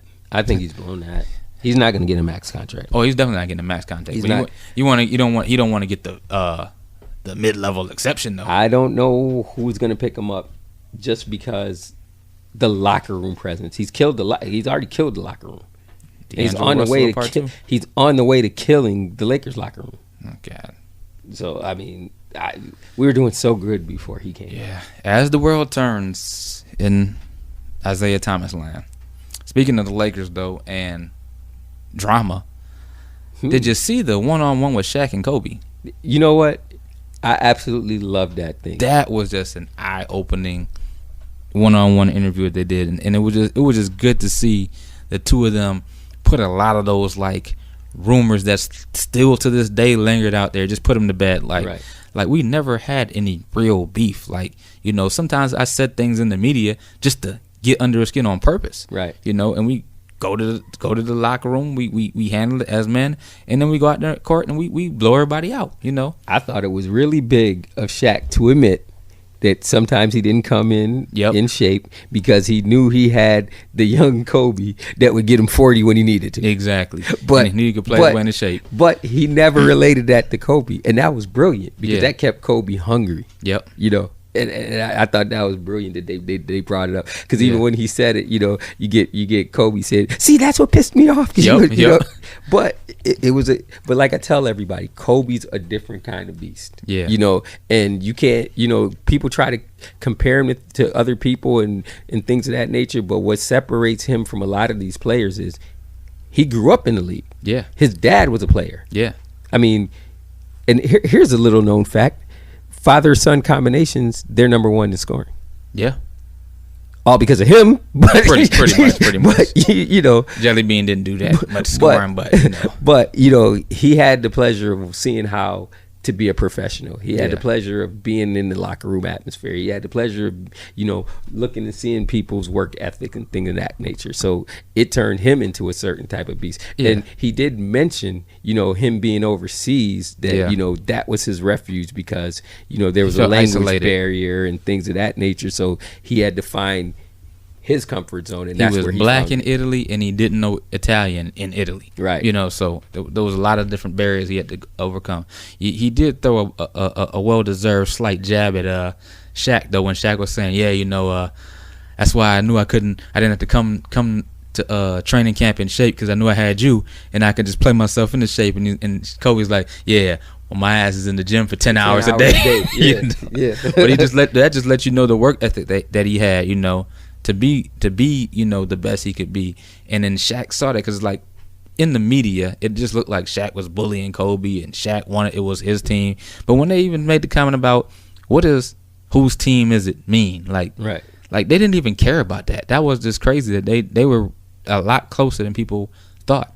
You know? But the underlining thing was the fact that they both just wanted to win. Exactly. You know, and then I like the way that they explained why they wanted to win. I remember when Kobe was explaining in the Indiana series when Shaq was like, "Dang, you know, I let the team down, I fouled out, and then Kobe just won the game for us. He just took over." And Kobe was like, "Yeah, well, I knew how important it was to him, you know, because, you know, this was going to be the first one, and and, you know, and he was our leader, and, you know, just to know, because back then when everything was going on, we got the perception that neither one knew what the pecking order was. Exactly. You knew that, you know, it was Shaq's team because he was there first, but you didn't. It was probably looked upon as though Kobe wasn't a willing participant in wanting to be number two. And it actually showed that he was willing and he was doing everything to support Shaq because he knew how much Shaq wanted to win. He knew Shaq wanted to win just as much as him. So he's like, if I got somebody on my team that wants to win that bad, I'm going to do everything in my power to make sure that he can get it because I know he's going to do the same for me. And that's what they did. They were the perfect tandem, dynamic duo, Batman and Robin. And like Shaq told Charles, Google my final stats. Yeah. You know what? It was so fun because it's going to come to a head one day with them too. I think it's some unresolved tension between them. I think Shaq is still kind of mad because, you know, Barkley slammed him. I think that, you know, I don't think Barkley's mad at all. I think Barkley just like, you know what, you know, whatever, it's whatever. Yeah. But, you know, it would be nice if they can, you know, kind of rectify that situation. Yeah. But Shaq did even say when he was clapping at him that he said it, you know, like me and Kobe never had no beef. Just like me and you right now, we going at it, we arguing. But if I see you on the street, it's not going to be any beef, you know. It's just a disagreement, agreeing to disagree. Right. So, I mean, but all in all, it was a great one-on-one, and it just like I said, it just put a lot. It was almost like the drink champs of the NBA. You know, they have a one-on-one tonight, by the way. Mikal and Bird, right? Yeah, Mikal and Bird. That should be a good one as well. That would be an interesting one. You know, so we were saying the next one should be Russell Westbrook and Kevin Durant. No, you got to wait till they get out the league. Well, yeah, when they retire. To be honest with you, I cannot picture Russell Westbrook sitting in a chair patiently answering questions for an hour. I don't see it. I don't see it. He'd probably be like Rasheed Wallace. Both teams play hard. And man. And if that interview happens, there has to be some dress code or something. He can't come in with all that stuff that he be wearing. Please, he probably gonna have some headphones on too, because you got to get his dance on. Probably have like a jean jacket on and it just have like the pectoral part cut out. You know, he do weird stuff like that. Yeah, you know, I think he had a sweatshirt like that already. Yeah, that's what I'm saying. He'd have a jean jacket like peck that. Shirt. You know? Pause the peck shirt. He said peck shirt. Yeah, that's what he had. He had a peck shirt. Oh man, these youngins in this fashion. Hey. Not throwing shots, just saying, not my cup of tea. Not my cup of tea. No, not at all. Speaking of tea and not being your cup of tea, LeBron James doesn't happen to be certain people's cup of tea nowadays. No. I kind of look at LeBron James. I said that because I kind of look at him as like the Nat Turner of the NBA. It's like you can't trade him. He has no trade clause. He calls the shots in his contract. He calls the shots in his team. If the team isn't what he needs it to be, he's going to make sure the front office is doing what they need to do to get a better team out there. And he puts himself in a position to not be an owned asset, but he controls his own destiny while empowering other athletes to do the same. And they keep mentioning the banana boat crew and all that. But if you think about it, he's empowered a lot of people to, put themselves in positions of power versus just being a willing, tradable player. Melo got traded from the Knicks, but only because he waived his no trade clause and wanted to get waived and want to get traded. So, LeBron is empowering people, but doesn't seem to rub people the right way because I think it's because he's been christened as the best player in the world. Yeah. So, and this is just my personal opinion. Mm-hmm. Does he make people better or do people make him better? It's a good question. Because my thought is the people make him better. And I'll tell you why I say that. I say that because as of his second year in the league, every year that he's played, he's said that he needed this and he's gotten this. Yep. He needed that. He got that.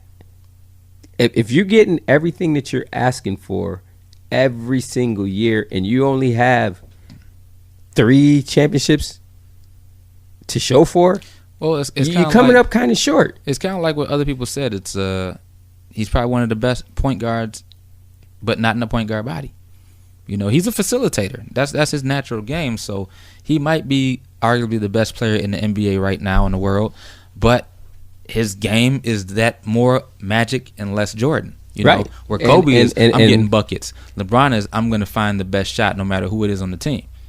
So, and I think that makes it a difference as to how why he says he needs people, because he's not I'm just going to go out and I'm going to drop 50 every night type of dude. He's not like the Russell Westbrook mentality. He's not the James Harden in the regular season mentality.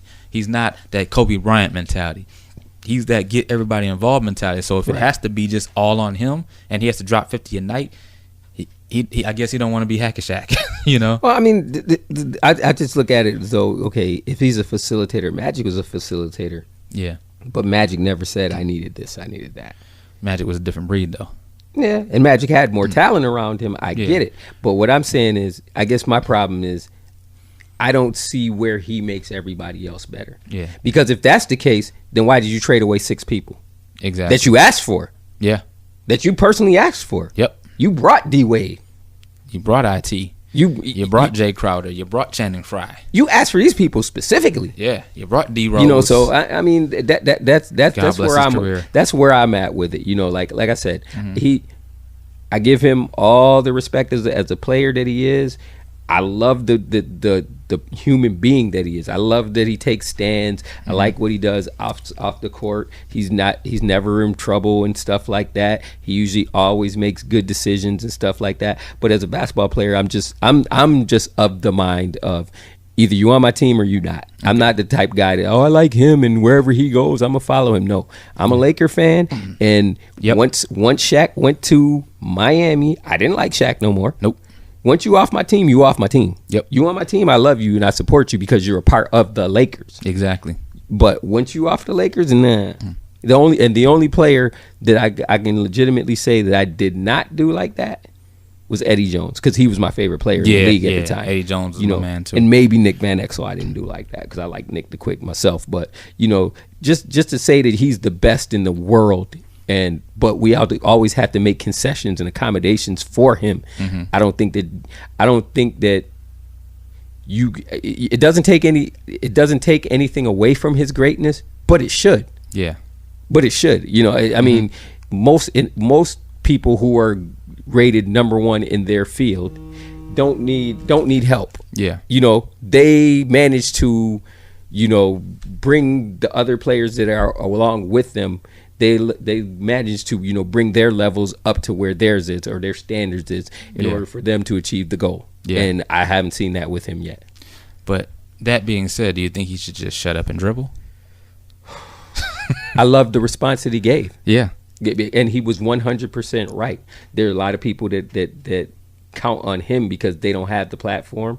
They don't have the ability to be able to say what he has the ability to say. Yeah. A lot of people that can say it may not be able to articulate it as well as he does, And because you're the face of the league, it means that much more for you to be on that pedestal, Exactly. In that respect, I say he's making a guy like, Bill Russell very proud. Yeah. He's making the guys back then who used to take stands and things. He's of that making nature a Muhammad Ali, very different proud. sport, but a Muhammad Ali very proud who took stands. That's basically what he is. Yeah. He's basically right now what Muhammad Ali was when he was in his heyday, and what Bill Russell was in his heyday. That's what he is. And my thing is this: when you go into the NBA, you're not trying to be a role model. You're not trying to be somebody that people look up to, but like that basically just comes no matter what. Right. When you get on that platform, eyes are going to be on you. If you mess up, they're going to say you were a failure. If you're doing right things, people are going to want to be like you, right? Because they want to be the next you. So that's something that comes with the territory. You just know going in, okay, if I do everything right, I'm going to be a role model. So I need to make sure that I'm doing and saying the right things. So that being said, if you're just a anchor on Fox News, what right do you have to tell somebody that they should shut up and dribble? Like, who are you? You have a platform to report the news. Well, I mean, think to yourself what channel she works for. Fox News, of course. There you go. We know. So that itself tells you where she is. Oh, of course. 100%. And the thing of it is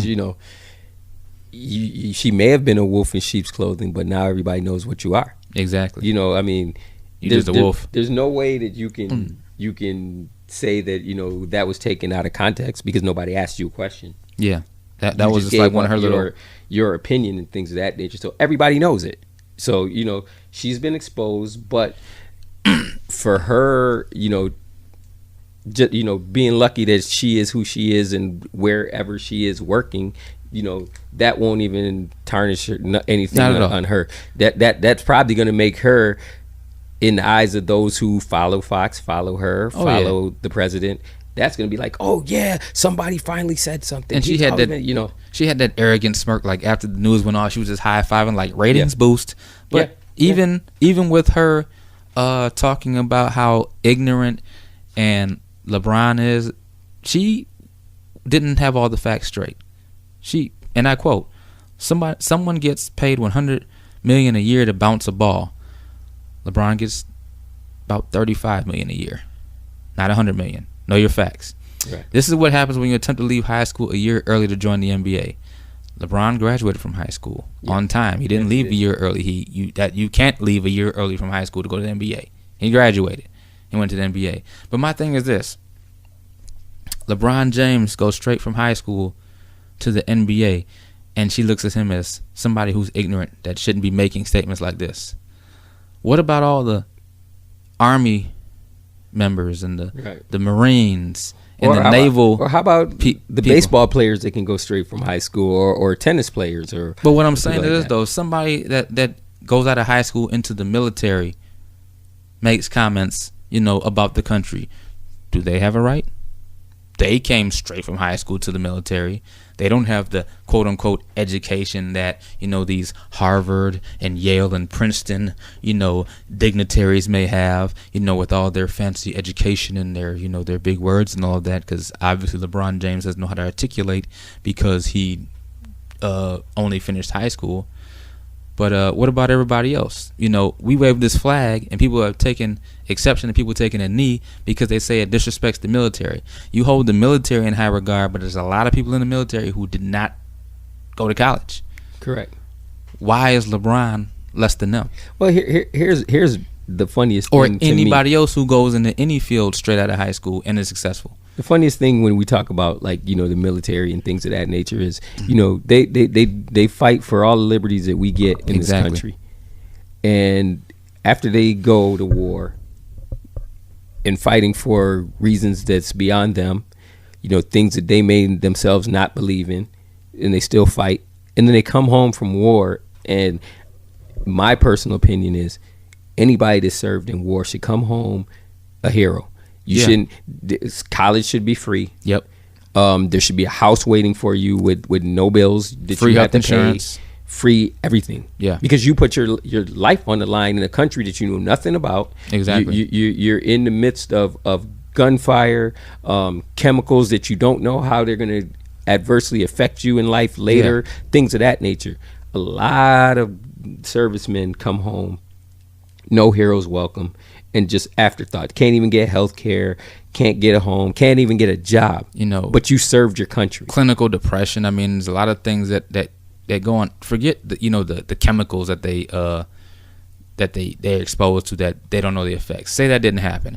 Forget the fact that they might have gotten shot, and they lost a leg, or let's take that out of the equation. Let's talk about the ones that come home unscarred. They didn't get shot. You know what I mean? They weren't exposed to the chemicals, but they saw people die on a regular basis. They saw people that were on their, in their group, on their team. People that had to be called their brothers die on a regular basis. They may have had to kill people on a regular basis to come home and not be able to transition back into society because they have all of that on their conscience. Mm-hmm. But nobody's really, I won't say nobody, but a lot of them don't have, help dealing with all that. That's a lot. I'm sorry, I've never killed anybody in my life. I'm not trying to. I couldn't imagine the stuff that I would go through. That would go through in my head if I had killed one person, but or saw somebody killed. But to see it like multiple times, over and over and over. I mean, that's got to wear and tear at the brain. And there's a lot of mental anguish. Oh yeah. And like I said, just the treatment that they get when they come back. I mean, they don't get nearly what they deserve. You may get a free meal on like the 4th of July, Memorial Day, things of that nature. But what happens on the other days of the year? Exactly. Like it basically just like Valentine's Day. You should say I love you every day. Veterans should be honored every day. Because every day that we're walking around, partaking in the liberties that they fought for, should be a day that we honor them, and that's 365 days a year, 66 on a leap year. We must do better. There you go. Must do better. Speaking of doing better, we are at that point. Yeah, we offer Laura Ingram. She's whack. So we're back to our playoff segment that we've crafted up. The 2-part segment. Ha! If the playoffs start today, based on winner and based on nightlife. And when you last left us, we went through 1 through 8 in the East and the West, and there was a couple of 8 matchups in both. Things were kind of close. Like from 3 to 8 in the East was kind of close, so it was possible for things to change. In the West, there were some spots that were kind of close, so it was possible for things to change. And how they've changed. So we're gonna go just first off, like we said, based on the game inside the stadium. We'll leave the nightlife for later. So Our East matchups, our 4-5 is not as compelling as it would have been, but it's still kind of compelling. In the East, our 4-5, if the playoffs start today, Washington Wizards and the Indiana Pacers. Still no John Wall. John Wall. Who you taking? Well, Washington's been winning without John Wall. Yes, they have. Ironically, has been who's been taken off the crutches today. Okay. Just something about Indiana is missing. Yeah. So I would still be tempted to say Washington in 7, maybe even 6. But, But it would be 6. very interesting, because we do have on Indiana, we do have Lance Stevenson. So anything can happen with him. The whistle blow. I mean, the ear blower. I mean, yeah. Yo, you got to do that until Indiana gets eliminated from the playoffs seriously, every week. Seriously, why would you do that to somebody though? You wasn't scared that the dude might have just turned around and just and my smacked thing you is or something. He did it for a long time. When they play that clip in slow motion, it just seems like it's a half hour. He just blowing it. I'm like, yo, how long is this side out? I mean, this dude was acting like he was trying to blow out candles on a birthday cake or something. And he was 60 and had individual candles. He was blowing in his ear forever. It was crazy. I'm like, yo, he's not gonna move. Yeah, that's not bothering him. Yeah, yo, for real. Yeah. LeBron is focused, as I can say. I'm focused, man. Yeah. Speaking of LeBron, we go to our 3-6. Oh, what a great segue. That has become a compelling series. Cleveland and Milwaukee. Milwaukee's bumped down to the 6th spot as Indiana moved up. So, yeah, Cleveland and Milwaukee. Greek Freak versus the King and his newly found friends. Cleveland in 6. Yeah, I think 6 too, because I think the same thing you said about Indiana applies to Milwaukee, where something's just missing. Yeah. And part of that's experience. I think part of that might be a little bit of depth as well. It's depth. It's depth with them, I believe. Yeah, and experience. But see, this would be the series that Matthew Dellavedova would show up. Yep. This will be the series he shows up. Yeah. Trust and just be the gnat in George Hill's face. This is going to be that series, and I see the Greek Freak, guarding LeBron at times. Yeah. That would be interesting to see. They match up very well, and I'm only in the Cleveland standpoint. I'm worried about all these new guys meshing together in time. Yep. And I'm also worried that we're at the halfway point. A few point. of them have no playoff experience. Yeah. Now, and I do want to see how the Greek Freak is going to match up against LeBron James in the playoffs. When you have to do you got to beat him 4 times. That's going to be so interesting. Yeah, that's going to be so interesting. And let's be real. I know he's young, but he's leading the league in minutes played. The Greek Freak, that is. So somewhere in the latter part of the season, somebody's gonna have to do something about his minutes. Yeah, I see him sitting out a few games. Yeah, because age has nothing to do with fatigue. You can burn out at any age, so that'll be interesting. Our 2-7 is Boston and Philly. A very compelling matchup there. Maybe the best matchup in the first round. I think so. In the East, maybe. I think so. Because you have the young squad who is up and coming. The process has been trusted, and it is working out. And then you got the new look Celtics, who have been balling, slumping a little bit as of late.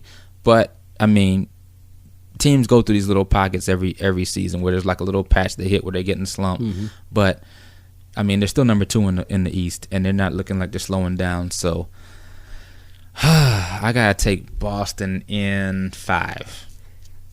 Here's the thing: if I look at all the matchups that Boston could have had out of all 8 playoff teams, I see Philly as being the team that they don't want to see. This is true, matchup wise. They don't have anybody to match up with Embiid. They don't have anybody to match up with Simmons. If they could get great play out of Covington, and they can get great play out of JJ, JJ, I'm going with Philly in 6. Philly in 6? Yeah, I go with Philly in 6. The reason I say Boston in 5 is solely on the playoff experience. They have a plethora of it. I mean, they made the finals last year. They made the conference finals last year. You bring in a Greg Monroe. Whereas Embiid is going to step out and stretch Greg Monroe out and take him out of the paint. Greg Monroe is still going to be in the paint. You know what I'm saying? So there's a physical presence for Embiid that he isn't going to face on a regular basis, night in, night out. You know, he's got to see that for 4 games. Right. You know what I'm saying? Then they got the other big dude. I can't remember his name. Who, Boston? Yeah.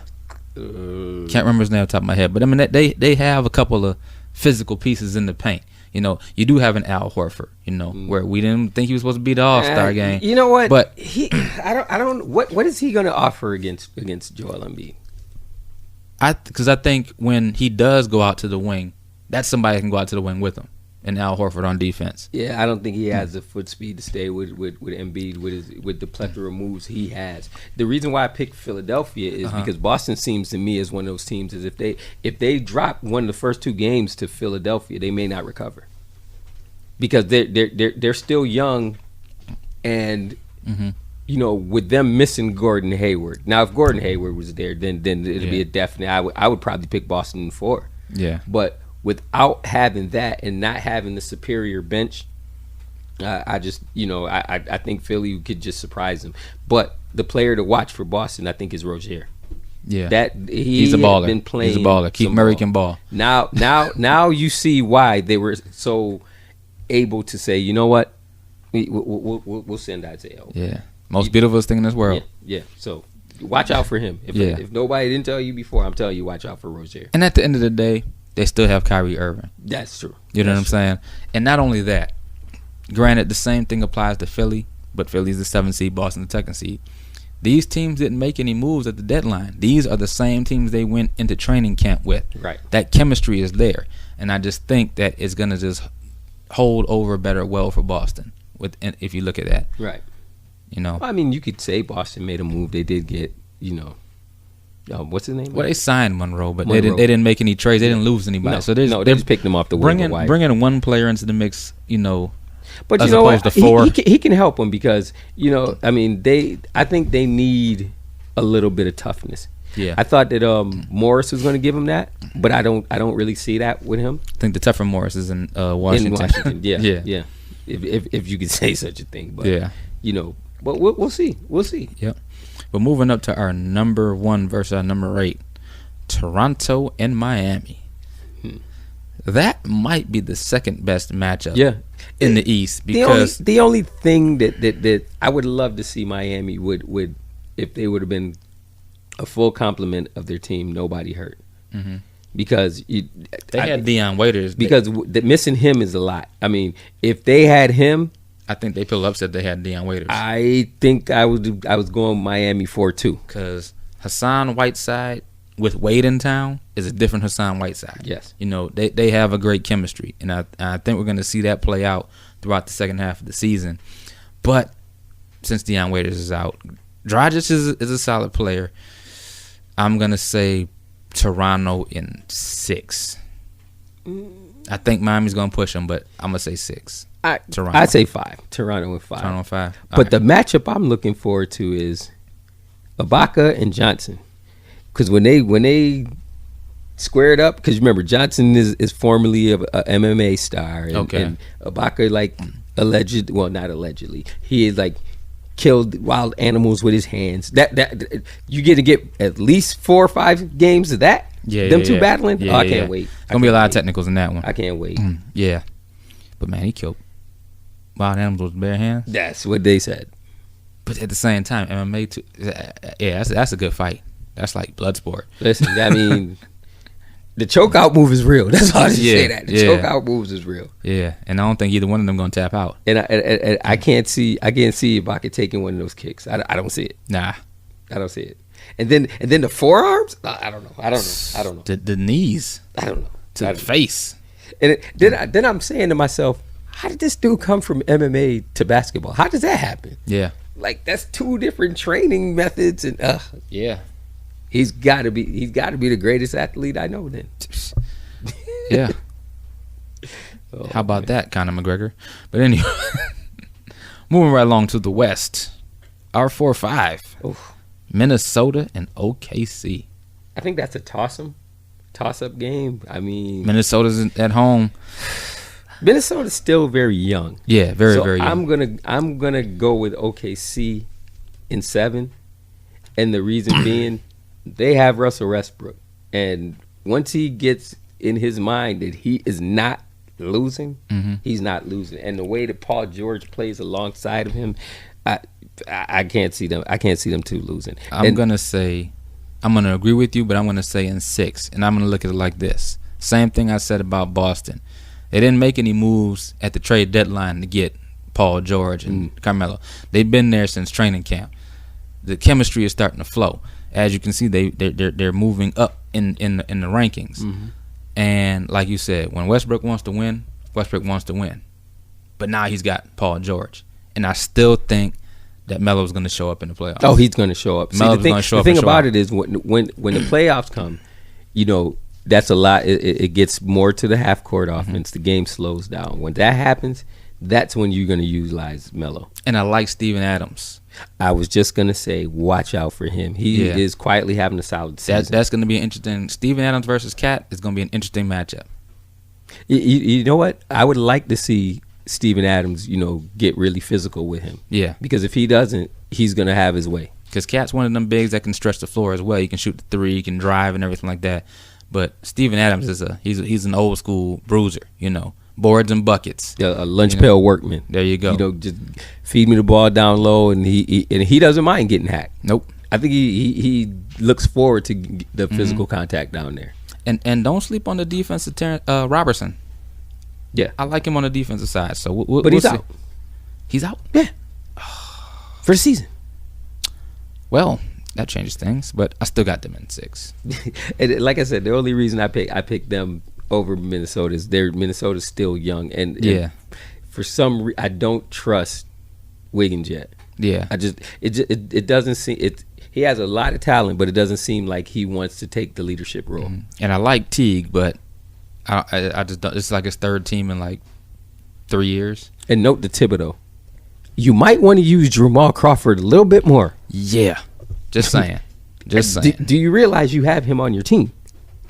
How many times should he have been 6th man of the year? Just saying. Yeah. Well, not this year, but yeah. Yeah, not this year, but he's not being used. So what you gonna do? Moving up to our 3-6, we have San Antonio versus Denver. You know what?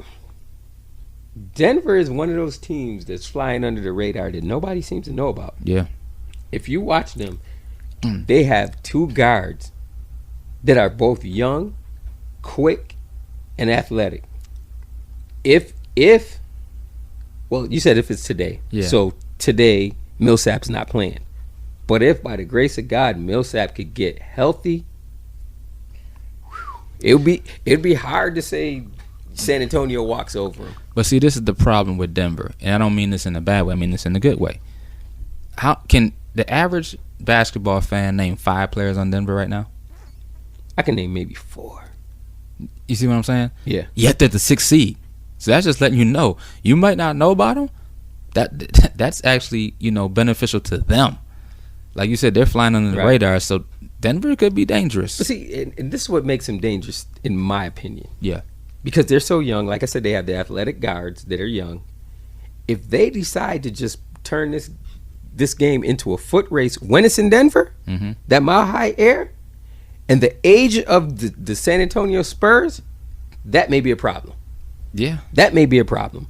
But they got Pop on their side. So, San Antonio will win, but I think San Antonio is 6. And do remember that they did trade Emmanuel Mudiay. Yes. Yeah. So, well, he wasn't really doing much. They were able to trade him.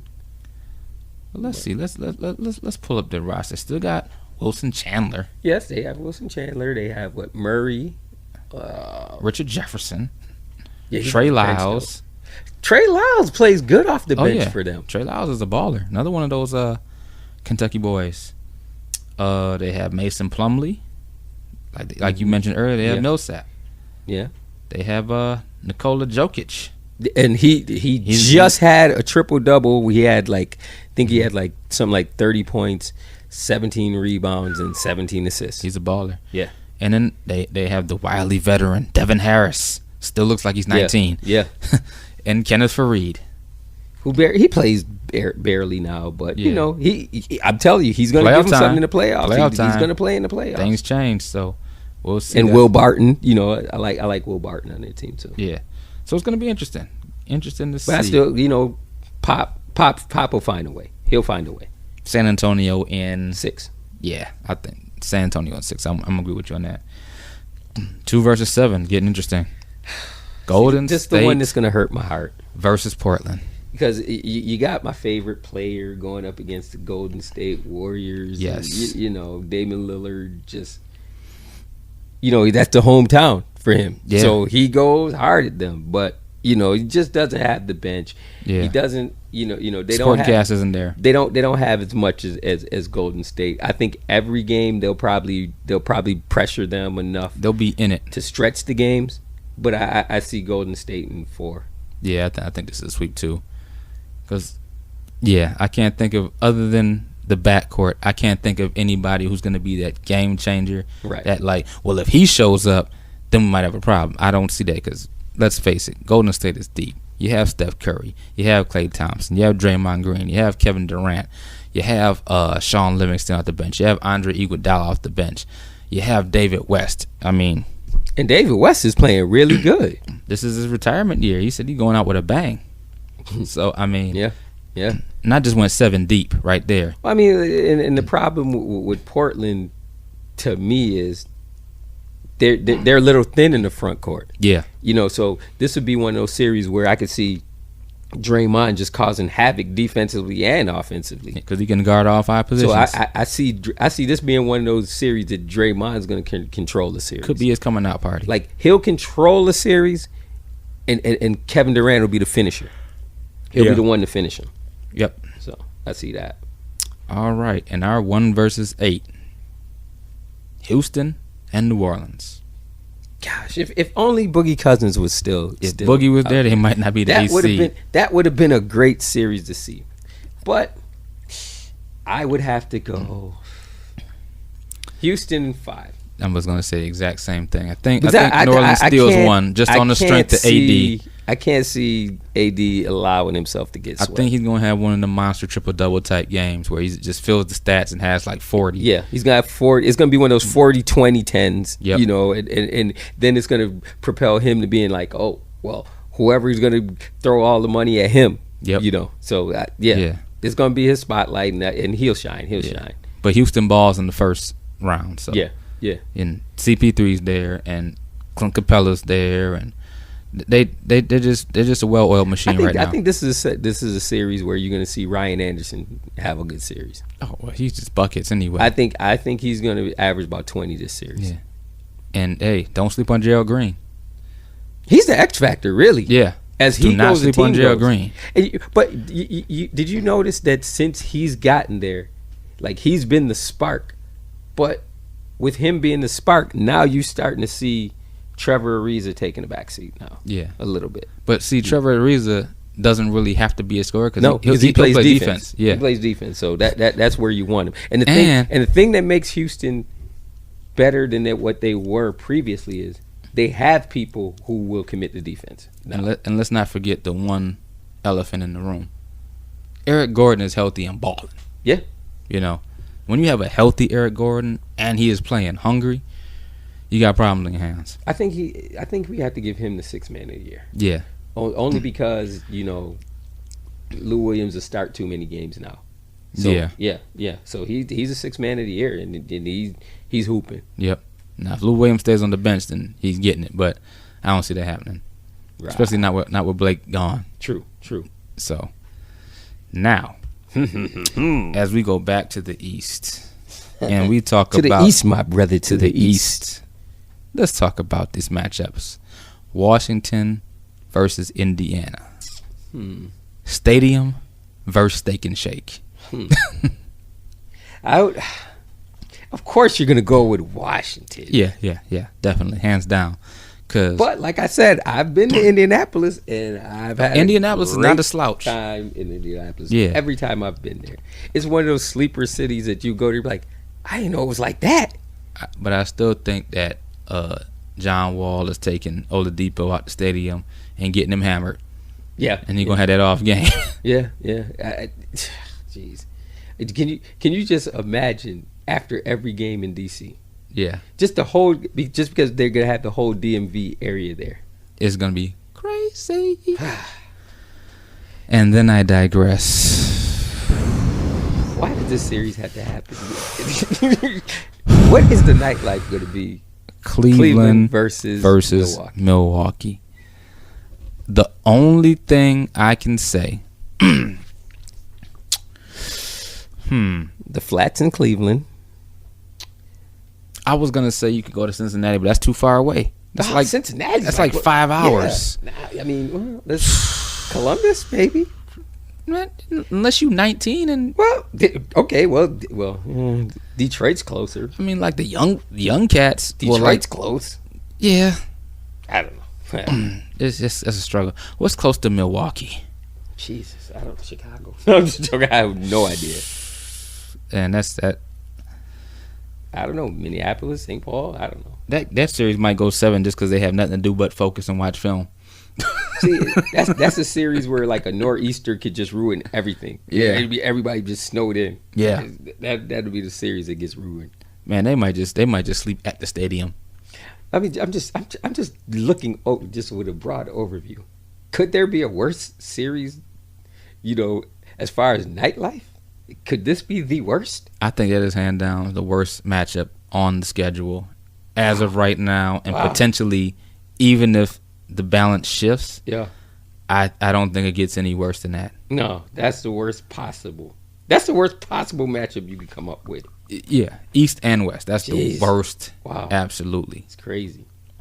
All but right. the East redeems itself with the 2-7 matchup. Yeah, Boston and Philadelphia. Yeah, great Boston. nightlife. Oh yeah, great nightlife. There's a lot going on in Boston. You may have to watch out for Kyrie in Philly. Yeah, you may have to watch out for him in Philly. Yeah, if they hit South Street, it's a wrap.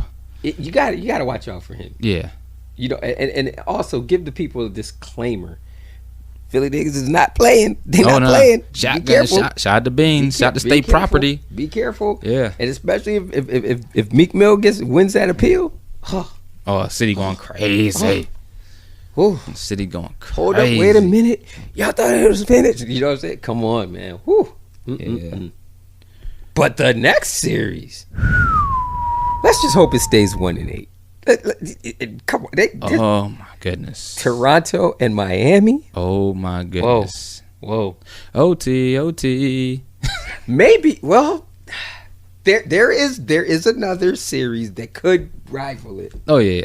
We'll definitely rival it. We'll get to that later. We'll get to that later. We'll just go out and say this is the party matchup. This is the matchup in the East. It just is. Toronto versus Miami.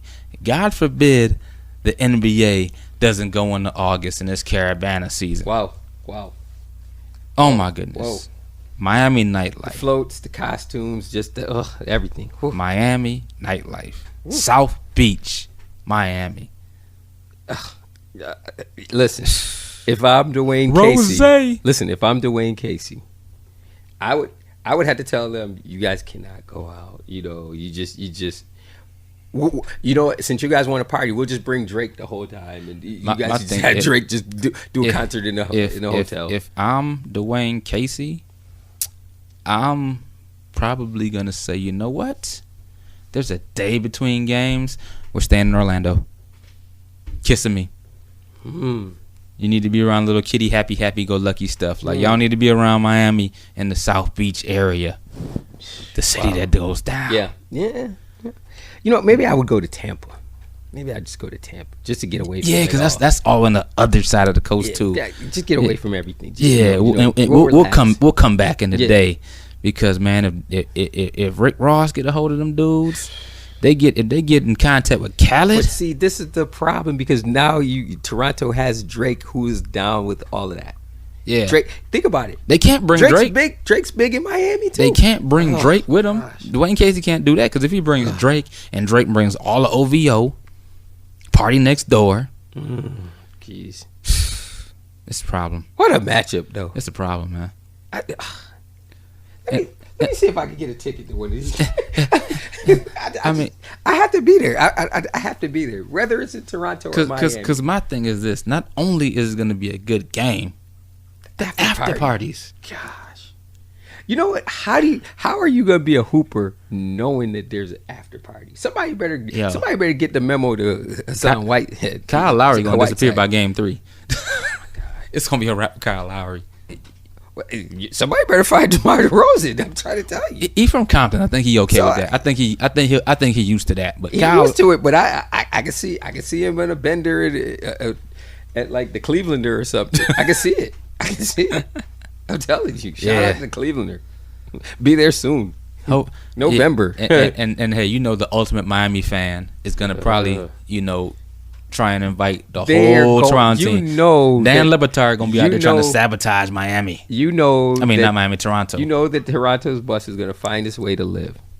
What? And then after it does that, everything's a wrap. Yeah. Then if they don't find their way there, they're gonna find their way to King of Diamonds. Yep. Oh my gosh, just ugh. Whew, somebody better have bail money. That's all I'm saying. Yeah, DeMar DeRozan might end up on Drink Champs. I can see that. See that. Yeah. Him and Ibaka. I can see it. Yeah. And then they're going to drink them under the table. And then game 4 is a wrap. They're going to lose. They'll be like, dang, we're supposed to be a business trip. I know, right? Crazy. One shot of Tiger Bone. It's herbs. It's herbs. You can play tomorrow. It's just herbs. What kind of herbs? Just herbs. Just herbs. Ain't no bones in it. Oh, my God. From a tiger. Pause. Man, I want to move over to the West, but I'm just in astonishment. Toronto is playing first round. I know. First round. Not even building it up. Yeah. You know what? Maybe Miami would be the only team that could save a series with Milwaukee in nightlife. Yeah. They're the only ones. Yeah, because that Milwaukee Cleveland is terrible. Could you imagine a Greek Freak at South Beach? Oh my God. And him being like French. And he's young. Oh, and he's 6'11". Oh, he gets swept.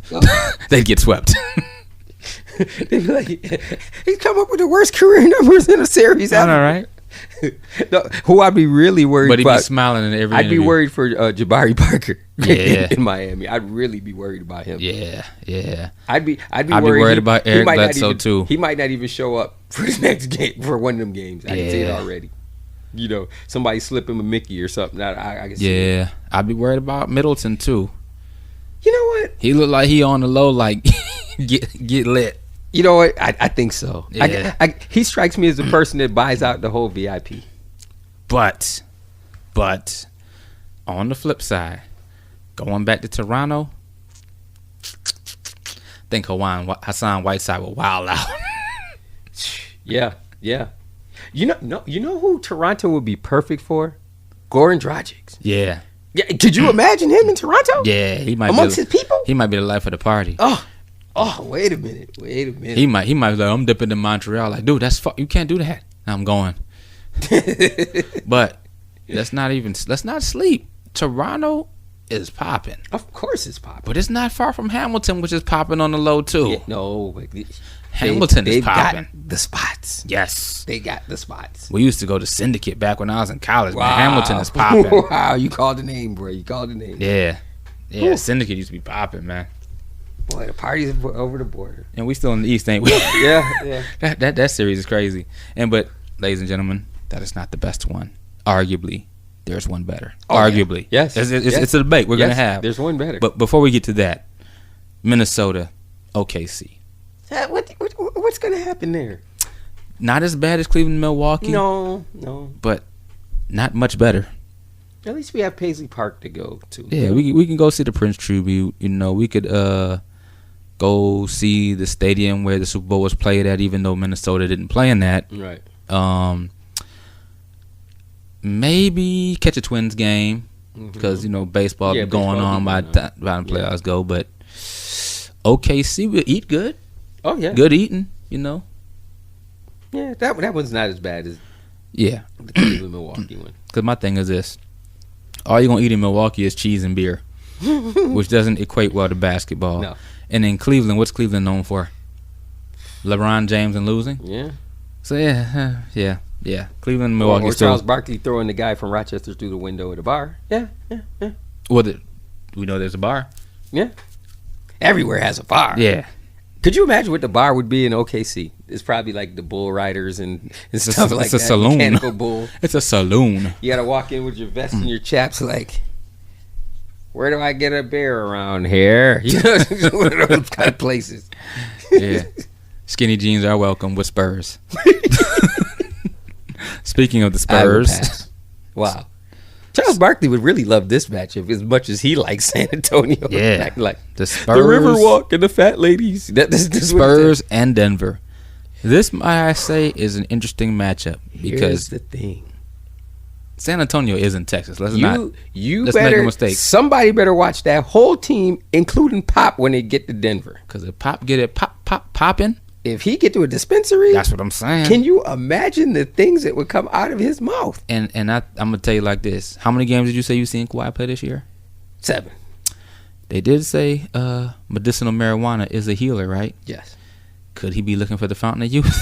Well, of course. He go try and smoke up everything to fix that quad. Hey, Tony Parker. All he needs is a half, I guess. He has a half ounce of this. Manu Ginobili. I'm trying to sustain this. Listen, 2 more all years. He needs is like some gummy, some gummies and all that. You know, some edibles. He's good. Oh man. Tony Parker might need to get there. But you know what though? You know what though? LaMarcus Aldridge did play in Texas, so he might just feel right at home. Yeah. You know, they say everything's big in Texas, so you know. But who do we got to watch on Denver? We got to watch the young backcourt, Murray. I like Murray. Yeah, because San Antonio ain't all just the Alamo. No. And hey, watch out for the Mexicans. Nobody get kidnapped. You know, it's a lot of tension that President wall, Dude. That wall has not been built as promised. and President Dude made it a little salty and suspect. You know, it's a little spicy down there. So just be careful. Is all I'm saying. Yeah. You know, no disrespect to the Mexicans, but President made it kind of hot. So you know, turf wars. That's all I'm saying. Be careful. Watch out. Long live the Alamo. Hey, when like I said, in Denver, it's just like Compton. Yeah. So hey, that'll be an interesting matchup. Legally. Yeah. Yeah. Legally. Yeah. Moving right along though, we have 2-7 Golden State Portland. No, you know the parties is Golden State. You know, Oaktown, man. Oaktown now. You know Oakland. that. The Bay, the Yay area. E40 gonna be out there. Man. Marshawn Lynch, Too Short, Mr. Fab. All the Mac Mall might even make a No. the whole clique. Keek the Sneak. You know, it's going down in the Yay area. You had a hyphy movement. Yeah, Ghost Ride the Whip. Ghost Ride the Whip. Base God. Woo. Base God might curse Portland. So yeah, I think Golden State gonna sweep them. Yeah. What's popping in Portland though? It's near the Nike where the Nike headquarters is. So they're just gonna ball out in Portland. They're gonna get geared up. Yeah. They're gonna holler at Phil Knight in Oregon Ducks. Get like 87 different jersey combinations. Some of these jersey combinations I don't like. That'll be for another day. Oregon. I remember back when I was in college. Now this was a long time ago. They had an app online where you can actually try all the different Oregon Duck uniforms. You remember that website? Yeah, I remember that. Yeah. Because they were the one team that had it was a website different uniforms. Like you're like, dang, they got them. But they had like about 30 to 40 different combinations. What's crazy is they had different helmets too. They had like 6 of everything. They had 6 helmets, 6 jerseys, 6 different color pairs of pants. Like they got the helmets as well. They had 6 of everything, and it was crazy. But like I think that was, like I said, about 15, 20 years ago. They've moved on now. They got a lot more. Yeah. Speaking of moving on. Oh my God.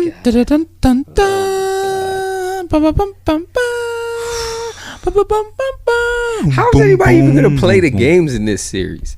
With everything to do at night, how do you play the games in this series? This is going to be like a home and home every night, because I'm pretty sure they be hanging out on the regular. It's a 4-hour drive. Ugh. It's a 4-hour drive. I've done it. Listen, I've made the drive. The only thing I'm saying is Both places, great clubs, great food, just beautiful women, the weather, everything you want. It's basically. Can I it's be just like politically the correct? Miami Or can I keep and it real? Toronto. Yes, you can. I can keep it real. Yes, you can. Man, look, we talking strip clubs and alcohol. Yeah. Drive-through daiquiri shops and Harrah's Casino. Yeah. Papa's restaurants of all different kinds. If you want Mexican food, you want seafood, you want burger. They got Papa's Burgers. They got Papa's Mexican. They got Papa's Seafood. They got Papa Dough. They got Raising Cane's. They got gumbo. They got po' boys on. Man, look. Food and drink. Well, no, just entertainment in general. The best. This is hands down the best series. Hands down. Toronto and Miami is a close. second. It's a close second. Not bad at all. It's a close second. But my thing is, okay, in this series, both cities are carrying the weight. Yes. Whereas, not to say that Toronto's not holding their part of the bargain, but Miami is bringing that series. Yeah, Miami's bringing that series. Because, like, if it wasn't for Drake, we wouldn't be talking about Toronto as much. Drake blew Toronto up. OVO blew Toronto up. You know, it was already a nice hotbed for entertainment, but now it's on fire. And shout out to Drake for giving away all the money that he got for the video that he just did. He gave away a lot of money. Big shout to Drake. Good shit. Yeah. But like I said, this one is New Orleans and Houston. Man, that series might go 7 just because everybody gonna be off. Oh, man, could you imagine what the shooting percentages are gonna be? Like, seriously. Well, game 2 in Houston is gonna be terrible. Game 4 in New Orleans is gonna be terrible. Man, look. Yeah. Shout out to Onyx. You know, as I'm looking at this, knowing that I probably will go to the Washington, Indiana series, no brainer. You know, my sister works for Washington. Shout out to Kim. I'm trying to get to Houston and New Orleans. Man, look. Like I said, it's like a. I take it back. It's like a 5-hour trip. We can drive to both. So all we gotta do is get to Houston, and we're gonna go to. Oh yeah. New Orleans. Oh yeah. We're gonna go. I mean, you got days in between the games, so I mean, it's nothing. I'm gonna have to look. I got family in Houston. I got family in New Orleans. No hotel needed. All access. And yeah. Man. Well, we may be coming live remote from I know, right? For real. So, yeah. Because all I want is some Raising Cane's. And look, let me tell you something. Going back to Toronto-Miami series, one thing about Canada in itself, if you go to a McDonald's. Oh, it tastes so much better. Oh, my God. Because it's like the meat is just so fresh. Like, they don't. Pause. Yeah, pause that. I only had to pause you because you were getting kind of happy. Yeah, I did. That was possible. But look, if you have a burger from McDonald's in Canada, specifically in Toronto, but in Canada in general, it's gonna taste like the burgers you had your childhood. They taste so much different than here. That they have. Yeah, the standards for the beef, the quality is just. Man, if you eat a burger over there versus one here, it's almost like eating Kobe beef. Yeah, that's the comparison. You can taste the difference. It tastes like a burger off the grill for real. That being said, when you go to the South, and we have Popeyes everywhere, but when you go to a Popeyes in New Orleans, it is not Popeyes. It is Popeyes on 10, 20, steroids, everything. Popeyes in the South, they really got them spices and them seasonings. You know what? You're right, because when you go to Chick-fil-A in New Orleans compared to anywhere else, the seasoning just, oh my gosh. Ugh. Oh, and don't go down to Bourbon Street and go to an oyster bar. or go to Bourbon Street and hit up one of them po' boy shops where like every bite shrimp and fish and oysters are falling out. So that's the first time I ever had to eat a sandwich with a fork, because everything that fell out afterwards I had to just eat like a fork. It was like you're getting like 2 meals, man. Oh, don't get caught up on some gumbo. Listen. Oh my God. We're going to have to watch out for James Harden, because we know he likes the strip clubs. Oh, yeah. We're going to have to watch out for... He's a V-Live regular. We're going to have to watch out for Ariza as well. Yep. We're going to have to watch out for Green. We're going to have to watch out... Oh, yeah. Juvenile definitely got to watch out for him. I think who else we have to watch out for? We might have to watch out on the low for Eric Gordon. Yeah, I think. Yeah. Look, you know who we're going to have to watch out for 100%? Who's that? Boogie, because he ain't playing. Oh yeah. Boogie going to be wilding out. Listen, Boogie gonna be all around. Boogie's gonna be in Onyx. Boogie might extend his injury by a couple weeks. Be in Onyx. Something terrible. Oh, what? Gosh. What? Oh my gosh. Yeah, okay, we got to see if we get to that. Okay, at least one. But it's like, which game do you go to? Do you go to Houston or no? You got to go to both. Got to go one in each. Yeah, you got to go to game 2 and game 4. Let me get on Priceline real quick. This man is ordering tickets right now as we speak. I got to make this happen. I'm sorry. Yeah, it's about to be crazy. But I think definitely hands down that is the number one nightlife matchup with a close second going to Toronto, Miami, and a far away number 8 to Cleveland and Milwaukee. Yeah. Yes, I agree. Far like down in the depths. What was that movie? 20,000 Leagues Under the Sea. That's what that is. That's Cleveland and Milwaukee. You know, you might get a good burger. Man, some good cheese. What's it? I'm trying. We can't. Our homework for next week is to find out the next busiest place next to Milwaukee. Yeah, and Cleveland. Yeah. That's worth attending. Because Cincinnati would have been cool, but that's like a 5-hour drive. Yeah, too far. And I think Detroit might be closer to there. And I know what y'all gonna say. Oh, you said Houston, New Orleans is the 5-hour drive. Yeah, but they playing each other, so they got to go there. You don't have to go to Cincinnati. Right. You know what I'm saying? So, and once you get to the city where you playing at, you don't gotta go anywhere else. You good. Is it true? You know. Oh God, just go get some beignets. The food alone. Cafe Du Monde. Shout out to them. The food alone is just crawfish etouffee. Jambalaya. I'm putting that on my wish list. And let's not sleep. There's some great soul food in the H too. Yes. Because once again, everything's bigger in Texas. You get a steak in Texas, you getting a steak. I tell you about the one breakfast place we went to one time where the biscuits was as big as the plate. No. I'm not even exaggerating, man. Oh my God. They were basically. You ever seen a discus? A discus. Yeah. It was like a girl's discus. Wow. But the thickness was like about good 2 inches. You had to put the cane syrup on that, huh? Man, look. Oof. Man, look. The pancakes, they covered the extra large plates, and they only had to give you 2. Everything is bigger in Texas, so I mean, yeah, hands down. Coming in at number 2 is Toronto versus Miami for the nightlife matchup, and Houston and New Orleans are definitely taking the tops. But that would be if the playoffs started today. There's still about half of the season left to go, so things could change, matchups can change. Please, New Orleans, please don't mess this up. I know, right? I'm just saying. Hold on. Don't mess that up. Hold on. And if y'all do mess it up, then Houston, y'all got to go to the 2 so y'all can be the 2-7. Exactly. You got to keep it. Do it for the culture. Come on, we got to have this happen. Do it for the gram. Do we call Adam Silver and tell him to do something about this? Yeah, look, Adam. Who could I call? Do you really want to boost the money for the NBA? Do you really want to boost the ratings?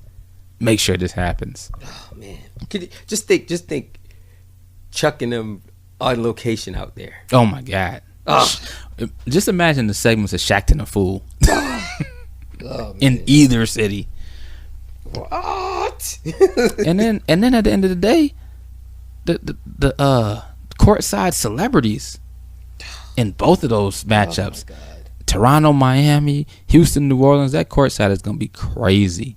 And then everybody gonna be at the party afterwards. Like them coaches might just like, look, after the game tonight ain't no curfew, just make sure y'all sleep in. Cause we gonna need our rest. Exactly. Dwayne Casey might be out there getting it in. Listen, somebody could have to monitor the coaches as well. Yeah. Don't think they could be exempt. Yeah, Dan Tony gonna be out there too. We need to do other homework too. We need to check out who the assistant coaches are, because some of these cats is like 1 foot out of the NBA. Like they could have played last year, but got on a coaching staff. So we gotta check that for real. Dang, that's crazy. Yeah. Did you happen to watch any of the boxing this weekend? That I did not. I was consumed with I was consumed with All-Star Weekend, so and I had a track meet, so I mean, it was a great bout. Garcia and Rios. Bout. Do tell. It was a great bout. I mean, Brandon Rios was out there, doing what he usually does. Okay. He made the match interesting. I mean, like the guy took some shots. He took some shots. But the one shot that he couldn't get away from, Garcia he unloaded on him. Wow. And I mean, he was out cold probably before he hit the canvas. He sat up. He got up and was ready to go. Told the referee he was ready to go, and he tried to bounce on, bounce a little bit. And the referee looked at him and was like, "Nah, he take one more hit, he's done." So it was a TKO. Yeah, TKO. So, but I mean, that wasn't even the half of it. I mean, Sean Porter was there, and he telling everybody who would listen that he wanted him. He first told Keith Thurman that he wanted him. Then he told Garcia he wanted him, and Garcia was like, "Yo," I mean, this dude was like, "Yo, he's from Philly." He was like, "Yo, we take it to the streets, yo." Like Philly boxers don't play. Shout out to Bernard Hopkins. Literally, he turned it from you talking about boxing, nigga. I'm talking about doing something to you. Yeah. Like so, they had to like put really the pause on you. They had to really separate them. It was so funny because Jim Gray was heated. he got mad like Larry Merchant did at Floyd that one time. Hilarious. That's crazy. But it's just so crazy to me that Sean Porter thinks that he deserves a shot before so many others do. Yeah, it's like he reminds me of like a Zab Judah. You have the talent, and you're one of the upper echelon fighters. But when you look at your resume, who have you beaten? Speaking of which, where's Adrian Broner been at? He has a fight coming up in April, I believe. Yeah, but he's a clown. Let's just say he's a clown.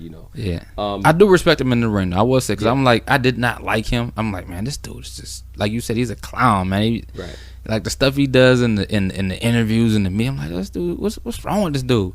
But then he gets in the ring. I'm like, yo, this dude be focused in the ring. If he could just stay focused, in the ring, he'd be great. But what I found so interesting about this weekend was, not only was it that Sean Porter was trying to call everybody out, it was the person he didn't call out, which is Errol Spence Jr. Yeah. Nobody seems to be knocking on his door. And Errol Spence said before the fight, since everybody says that they're scared and you say you're not scared, hopefully you ready to fight me. He says this to Porter. And then Porter responded, I seen today on Facebook, Porter was like, well, I haven't been looking to fight him in 3 years, so why would I look to fight him now? Yeah, because you know. Yeah. Everybody knows. And realistically, nobody wants him, not even Keith Thurman or nobody. It's going to be hard for him to find fights, man, because I think people understand his talent and he's hungry. I mean, this guy, what puts him above most boxers, in my opinion, is his commitment to going to the body. Yeah. I've never seen a fighter more committed to going to the body than him. He's going to get 10 body shots in a round. That's unheard of. Wow. That's unheard of. The kid's the truth. But I don't think that he's really going to have a legitimate fight unless Terrence Crawford's people align him with that fight. And I would really hate to see that fight because they're both great. They're probably two of my favorites right now. But that's probably going to be the best fight that we can hope for. We do have the if the judges don't mess it up. We do have the Canelo fight coming up. Yeah. As well. Boxing's doing some good things. Lately they've been putting together some good fights. Yeah. I mean, we do have some heavyweight bouts that are coming up. Deontay Wilder is going to be fighting Ruiz. So that's gonna be the next big fight in March. I'm sorry, March. I just need the judges to judge, and then keep the shenanigans out of the scorecard. That's all I ask. Right. That's all I ask. Well, we always have that. You know how that goes. So. Yeah. Shout out to Pacquiao because he stay getting robbed. But he stays relevant. That's the crazy part. His name comes up with everything. But you know what that is? Everybody knows that he's the cash cow. Oh yeah, he's the money. So so what better way to go? If I lose, I get this kind of money. If I and if you win, you happen to beat him. you make a name for yourself. You could say you're one of the 7-8 people that beat him. Yeah. Because even though he's starting to rack up a couple of losses on his resume, he still has a lot of victories. So not that he earned the last one, because he won that fight, but how they gave it to Horn, I would not understand. Oh, but, that was the worst. But I'm sitting there watching. I'm like, are you serious? And that's twice he got jobbed like that, because Tim Bradley didn't beat him either. So but hey, it is what it is. I'm like, it was Bradley all over again. And it was funny because Bradley was at the Horn fight and even said he got robbed. That's crazy. Then they tried to bring up the fact, well, first time you fought him, he kind of avoided that, Right. He has a good publicist. Yes. Yeah, but, yeah, man. So, I'm looking forward to seeing some of those fights coming up down the line. I think they got a few MMA fights coming up too, UFC fights coming up. So, what's so funny about them, because they are so consistent. Every weekend they have a pay-per-view. Oh yeah. Every weekend. They know what they're doing. You know what scares me a little bit about that? Mm-hmm. That just the fact that they don't there's so much blood in the octagon, and it can't possibly be cleaned up before the next match. Oh nah. So you might be grounding and pounding, you might be laying in the other person's blood from like 3 matches ago. Man, they testing probably got to be something serious. Oh, absolutely, you know that. Yeah. So because I remember back in the day, people didn't want to play with Magic Johnson. And how often do you start bleeding on a basketball court? Right. They just, like you said, they just rolling around other person's blood on a regular basis. Like it's okay. Yeah. It's crazy. I can't call it. Can we skip this one part that we always do? Because I do not want to speak about tempo this week. Yeah, we don't have to do tempo time every week. No, let's do tempo. Okay, we do it. How in the freak do you get beat at home in an important game as such? You come out just dead like that. They were down early 20-4. Yeah. They got smoked in their own building like that. I mean, that game right there was not the same. With losing that badly to a Houston, who's a great team. Houston 21-5, but to lose that top badly 25 at home when you're on the outside looking in, trying to get to the tournament, it's just a bad loss. It's just a bad loss. Talked to Q yesterday. He was visibly upset. Mm-hmm. They had a bad game. And, as they should be. He didn't really want to talk about it, but it's all good. Like I told him, I said, you know what? You ride high when you win. Now you got to work hard when you lose. There you go. You need to put the work in. You just got to put the work in. That's all. But it's just interesting that tournament time is almost here, man. Yeah, we about a month out. So I mean, there's time still. A lot of basketball to be played. If it were to be today, who would you pick as your? Let's say, who do you pick as winning it, and who would be that one dark horse team that you would be like, yo, look at, don't count them out. I can't really call out a dark horse yet because I got to dig deep into the field and the top 25 and all that, and then the people are on the outside, on the bubble. But I will say this, and this is gonna be part of my Big East bias. I like Villanova, man. I like them too. I always like Villanova. I like them too. You know what it is? They're very well coached. Yeah. And they have what you need to win a tournament every year. They have the guard play. Yep. The guard play will always win. And with Brunson, I honestly think he has a run at player of the year because Trae Young has hit the wall. Yeah. Well, yes, he's hit the wall. He's hit the wall. But what I think has happened to him is there's enough footage for everybody to look at to find out a way to stop him. Yeah, and I think that he's been so hot early on in the season. It goes back to that conversation we had earlier about making your teammates better. I don't think the other dudes really got in the flow. Right. As a result of that, and I think it's coming back to bite them now. Yeah. The one-man show got stopped. Now they're like everybody else to do something, but like the chemistry isn't there. Now, mind you, he is leading the country in assists. Mm-hmm. But when I watch him play, he gets the assists early because he does get them involved early. Yeah. But then, towards the end of the game, the assists that he'll get might be bailouts. Yeah. Meaning, he's going to the rack, and he leaves his feet early, so he has to pass it. Yeah, he get them Kobe assists. and he's such a great player that his team often sits around and watches him. Yep. You know, they wait for him to do it.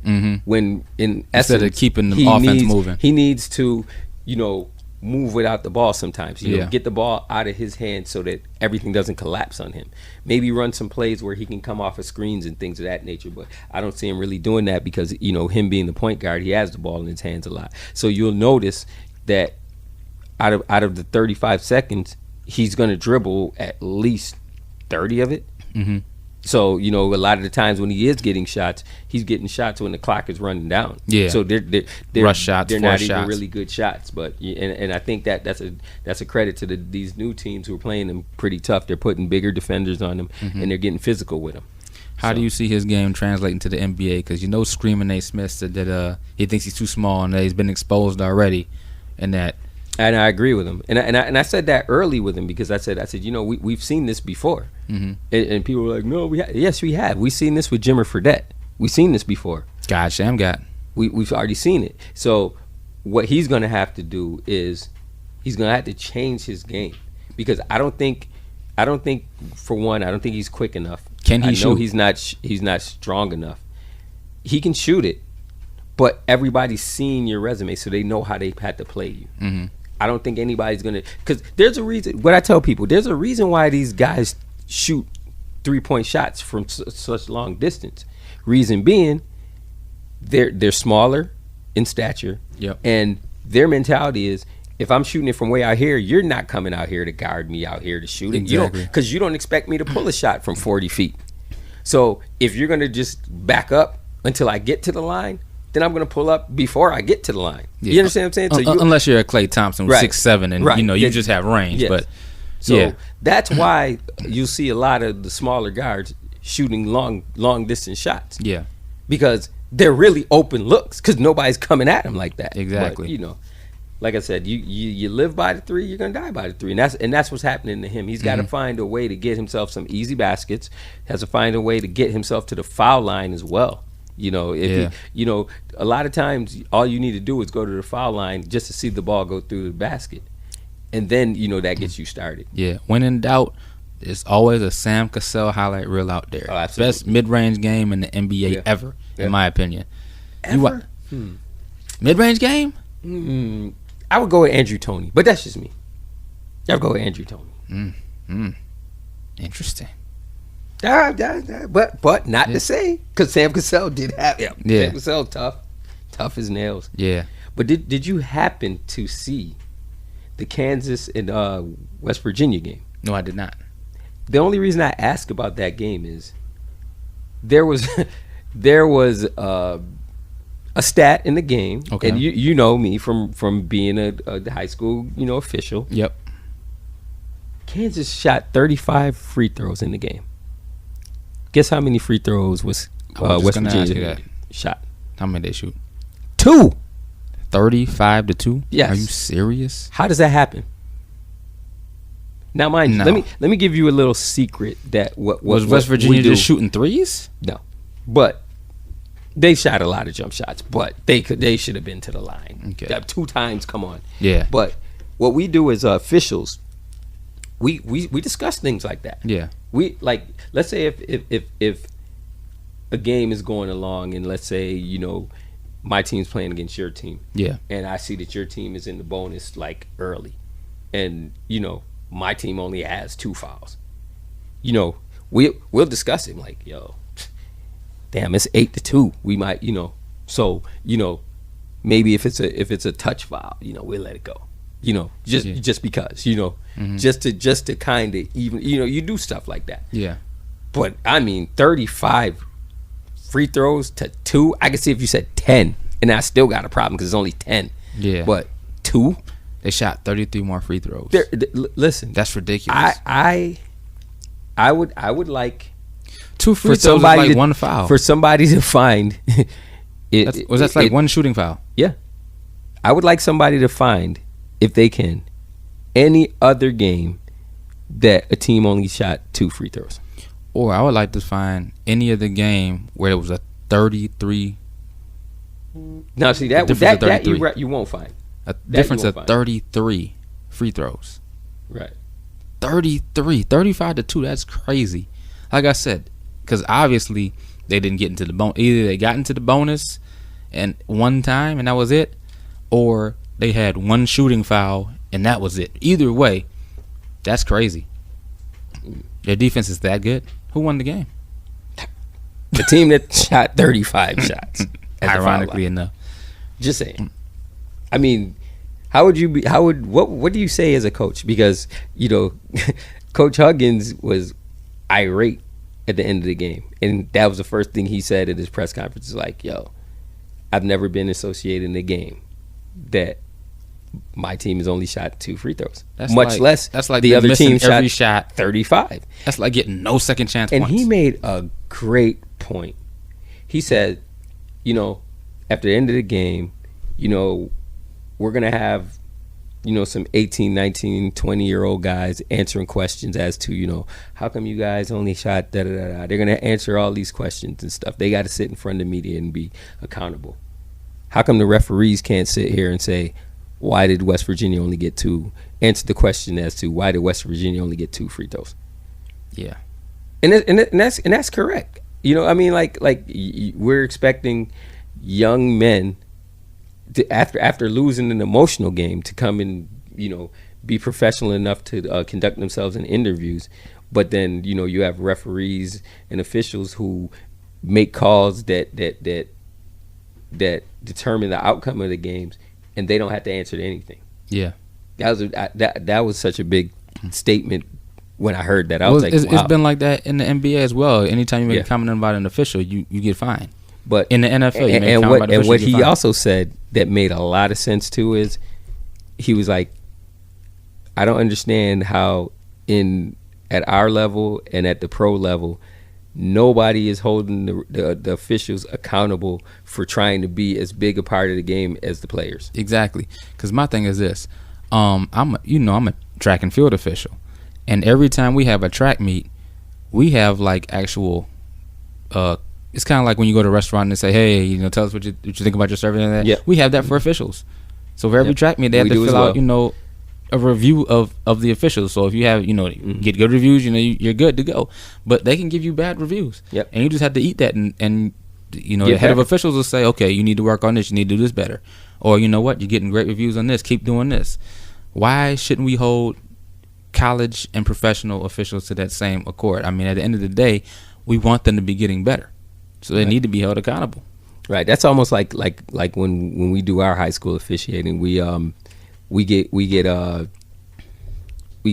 not grades and things of that nature. We get watched by other officials and they tell us, what they've seen and things of that nature. And then we watch their games and then we tell them what we see. So everybody gets critiqued and things of that nature. But when you get it, we have a system on the computer where we go and we can read our ratings and things. Okay. And the one problem with that is you'll get the ratings, but there's never a name attached to it. Gotcha. So, so you basically don't know who said what. Yeah. Or you don't know who didn't give you a rating or things of that nature. And that's one of some of the things that they try to, amend or make better throughout the years that still need work. But, it's just crazy that somebody can critique you and not put a name to it. Because my thing is this: if you got something bad to say about me, I want to know who you are so I can come to you and say, how can I make it better? Exactly. That's where I'm coming from. It's not always going to be, oh, you said something bad, man, there's going to be a confrontation. No, it's like, okay, you think I did this wrong. Why do you think that? Why did you not like this? Why do you think I did this wrong? Yeah. What could you have seen me do that could make it better? And I think that's how, because if you're at your regular job, your boss is going to, give you a review and say, okay, this is some of the things we need to work on. You've been doing great in this area. A lot of places get annual reviews, but who's giving you the review. So I don't know. But that being said, going back to Mr. Trae Young, who's averaging 29 points a game, leading the nation in scoring. He's 4 for 27 from three-point land the last 3 games. And he's got Kansas tonight. In Kansas. Kansas is 21-6. Oklahoma's 16-10. I think he'll get his requisite 25 points. It's just, is it going to be 25 points with him shooting, like, let's say, 7 for 21? Or is it going to be like maybe one of those 9 for 15 nights. Yeah. So. But I look for Kansas to just probably just run through them. Yeah, I agree. Now, we talked earlier about, our love for Villanova and how we want to see them win the tournament. How do you feel about the 1 and the 2? How do you feel about Virginia and Michigan State?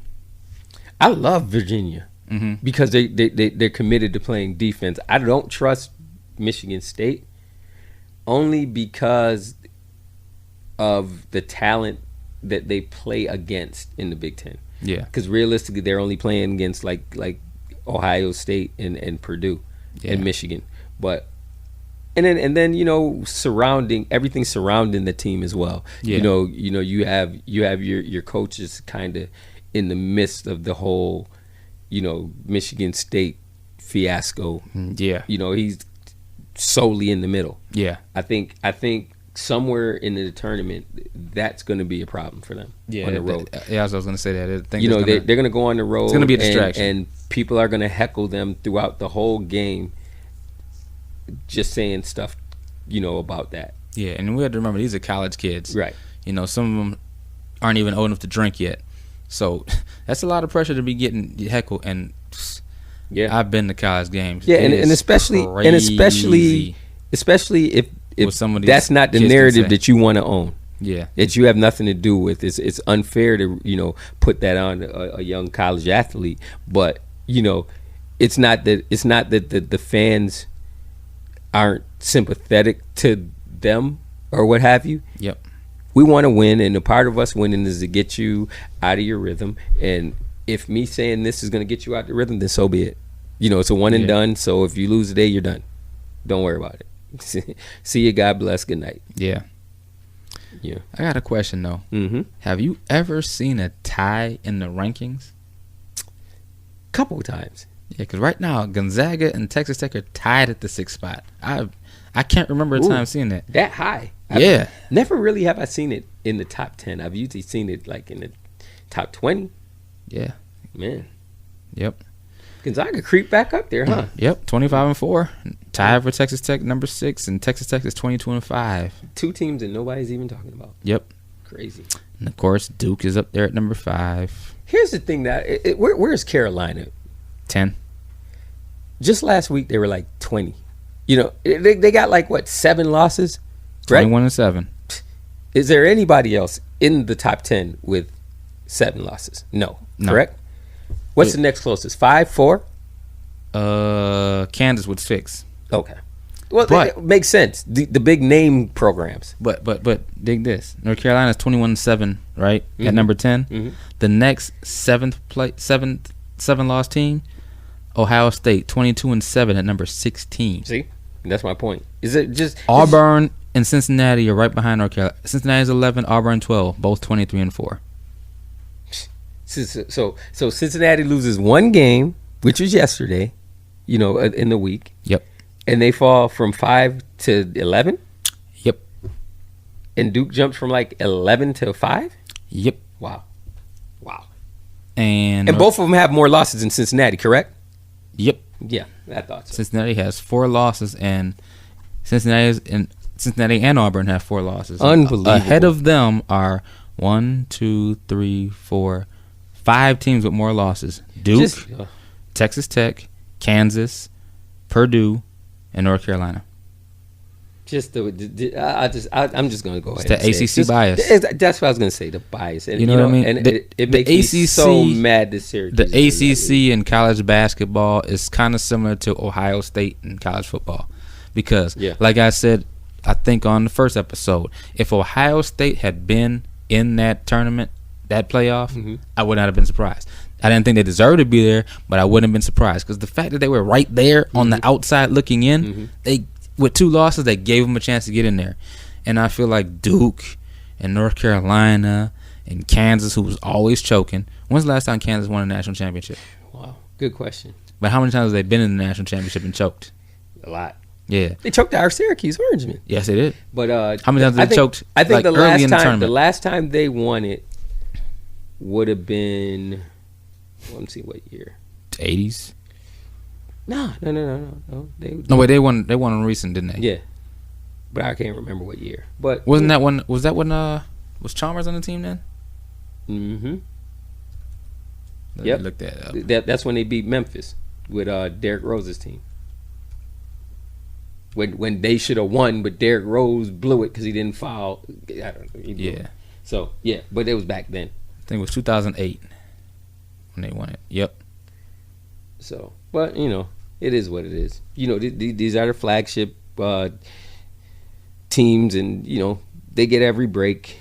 They never get on probation, and just a myriad of things. Yeah. I can't.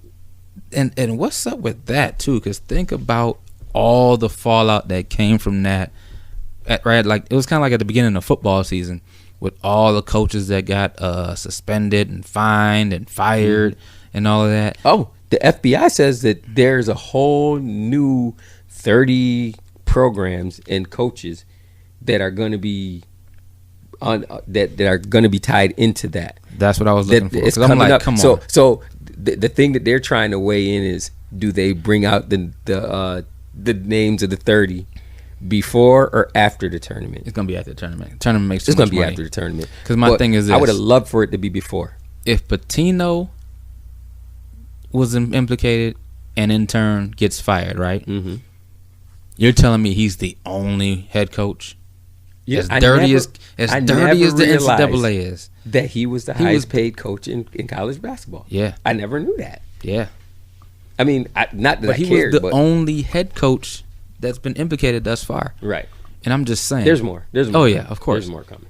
And they say it's big time programs. It's got to be. So just looking at that, I'm saying, that since they were the people who were caught the first time were Adidas sponsored people, we need to look at who's sponsored by Adidas immediately. Yeah. And then we can figure out who it is. But it could be people with Nike or Under Armour. Could be. You never know. But this could really tarnish a lot of reputations and programs. Well, once this page loads, but I bet you that you will not hear anything happening to Duke and Carolina. Yeah, I wonder why. Krzyzewski's not going anywhere. Roy Williams is not going anywhere. These are just these dudes. They're affiliated with the mafia. You can't tell me they're not. So what do we want to know? Do we want to know Adidas? Yes. Okay, I'm just gonna go down the list. We have East Carolina. They'll be okay. Let me do the find. It'll make it a lot easier. Adidas. We're just going all NCAA. All right, so we have Adidas. We have Tulsa. Maybe. Louisville. Already. We already know about that. It's already happened. We have Miami. Quite possibly. The U. We have NC State. Possible. Georgia Tech is going to switch to Adidas in 2018. They're fine. Kansas. I think Kansas is going to be. I think they should be on there. We'll see if they cover them up a little bit. Indiana. They're going to definitely be on there. Nebraska. Definitely. Rutgers.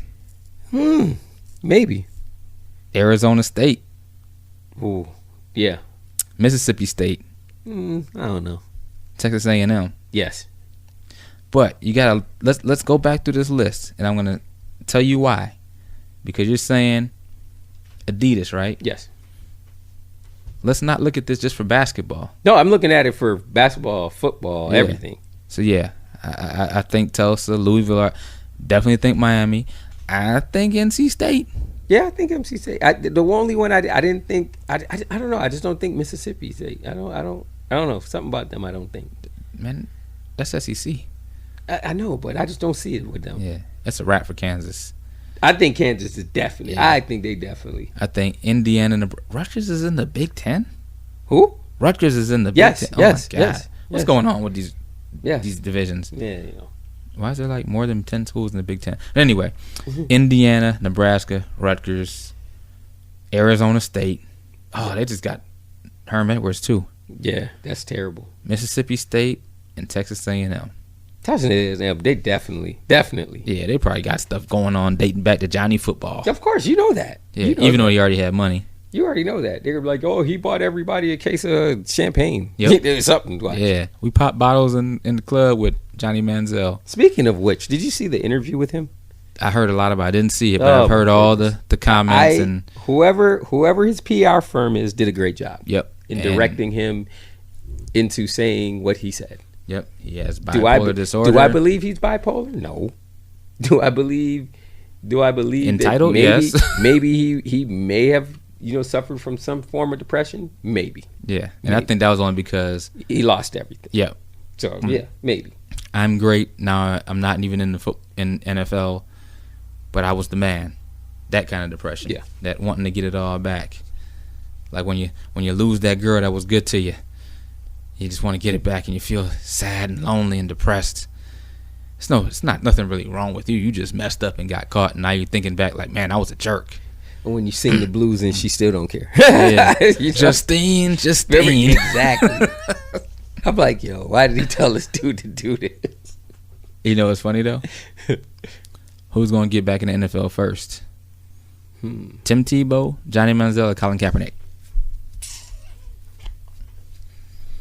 Well,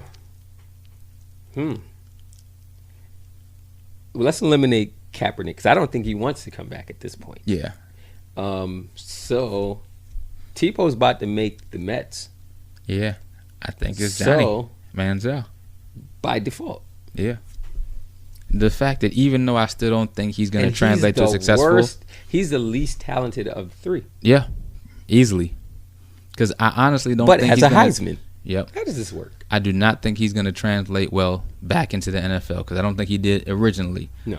And with the time off and everything he's been through. You can't have that kind of time off being a quarterback. Yeah. I don't think. And let's keep it real. You know those NFL defenses are going to be gunning for him. Yeah. So I think at best a backup. You know what I think really happened to him? I think him watching Josh Gordon get back and looking like he lost nothing. Yeah. I think that kind of made him say, you know what? Let me get my stuff together if he got his stuff together. Because remember, they both were in it together doing the same things. But you know what? I think the only issue with Josh Gordon was the weed. Yeah. The weed. I mean, like, you never heard anything about him being a bad locker room presence. Nope. You never heard him anything about him not working hard, not showing up on time for training and this, that, and the third. So I think he was the consummate professional that just kept getting caught smoking weed. I can't wait to see what he does with a full NFL season. It's gonna be crazy. I mean, because when he came back the first week, he came back and he had 100 yards. I'm like, wow, he looked good this year, and I forgot. I was like 2 weeks late. I'm like, hold up, Josh Gordon back? And I don't know why the Bills didn't make a move for him before he even came back. They should just been like, yo, we'll take a chance. I don't know why a lot of people didn't try to make a move for him. I mean, I understand, but come on, it was just weed, y'all. The talent surpasses everything. It was just weed, and I'm not trying to downplay weed because it is illegal for the NFL, but not in Colorado. Listen, he's one of those guys. I could see not in Washington. I could see a team like the Patriots getting him.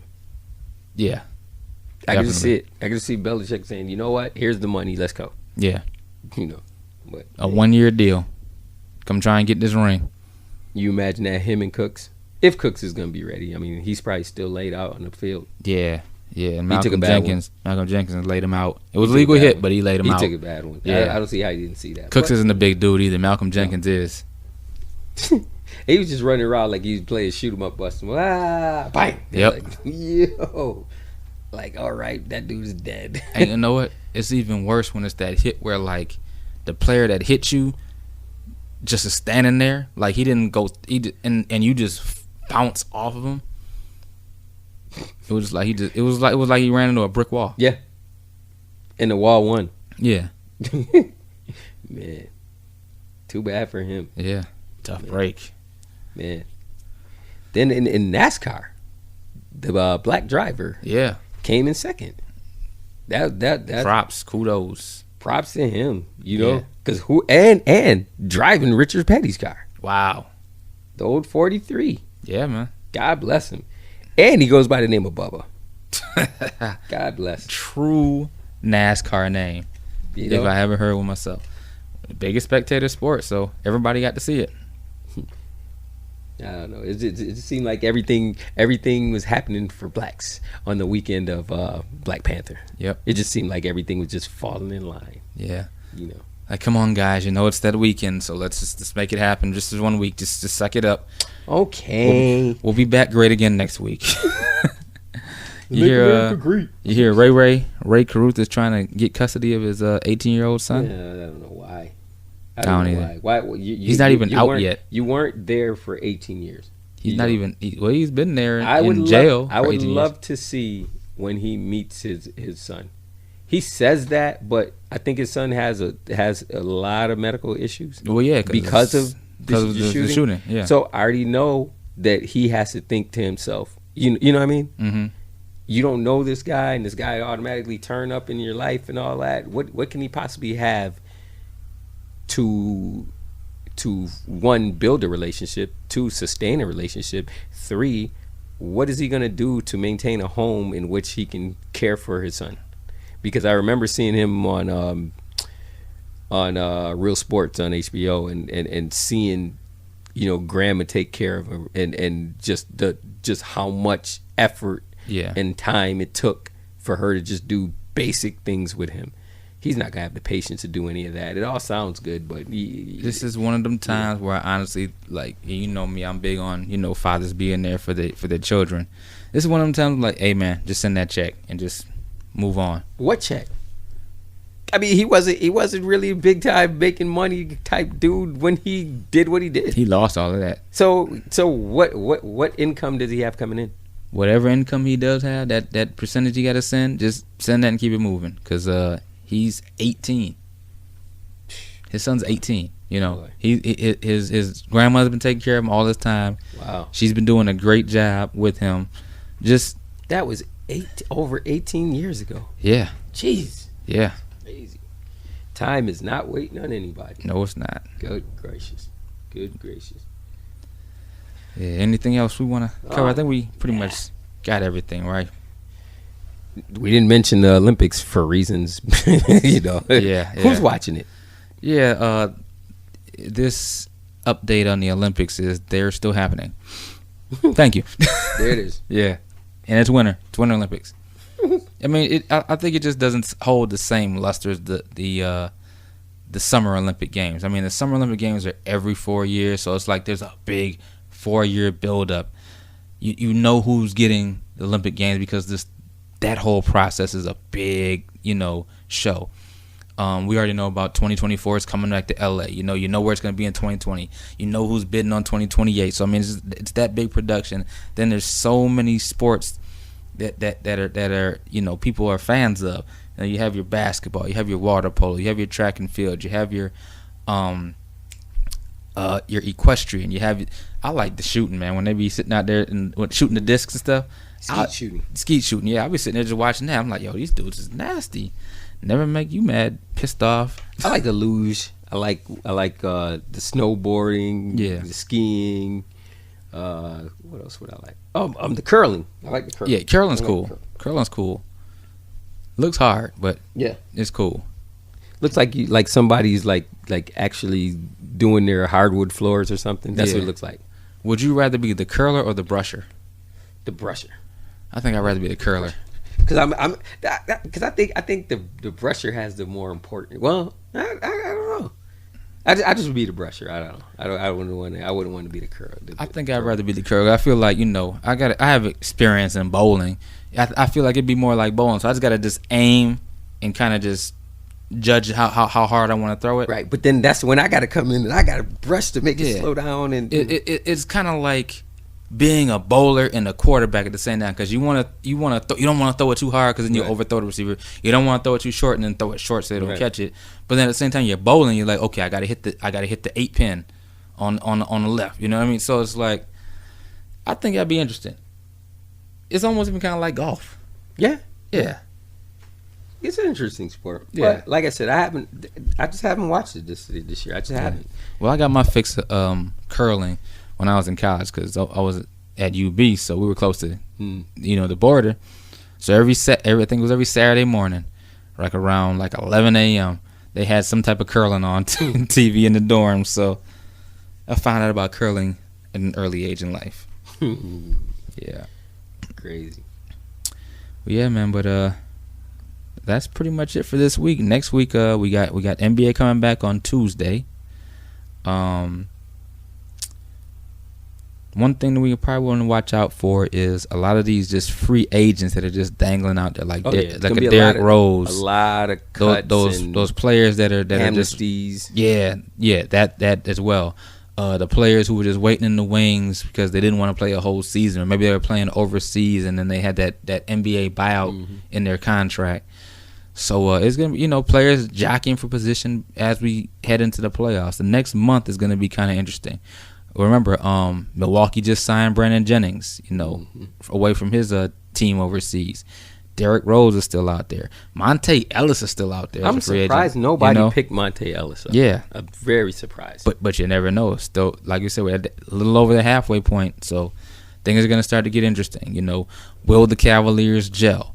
Will another team go on a winning streak and push, for a playoff position? Will another team go on a losing streak and slip out, from the standings? I'm interested in seeing how Boston bounces back. Yeah. I'm really interested in that. And please, I beg of you, please do not let this 1-8 series between Houston and New Orleans or change. Toronto and Miami. Please. Or Toronto and Miami. Gosh.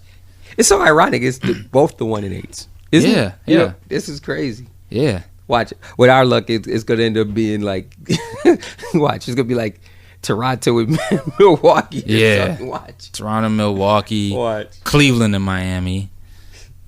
And then Houston and Denver. Something like that. Yeah. Oh, my gosh. New Orleans. Oh, Houston, Denver ain't that bad, though. Yeah. It ain't that bad. You know what? Honestly, the West won't be that bad, really. Yeah. West is pretty solid. I mean, what could be the worst possible matchup in the West? In the West? I think Minnesota, OKC. Yeah. Or if it was like OKC. Portland, Minnesota, OKC. Any combination of those three teams matching up will probably be the worst. Definitely not as bad as Cleveland, Milwaukee. No, nothing can get that bad. Because my thing is this. Even though Indiana's not popping, it's popping enough. It's popping. It's popping enough. Both of those. It's popping enough. Like, you go out in Indiana and have a good time. You have a great time in Boston, Philly, Washington, Toronto, Miami. But you'll have a good time in Indiana. Cleveland, you are home in time for the 10 o'clock news. Not the 11, the 10 o'clock.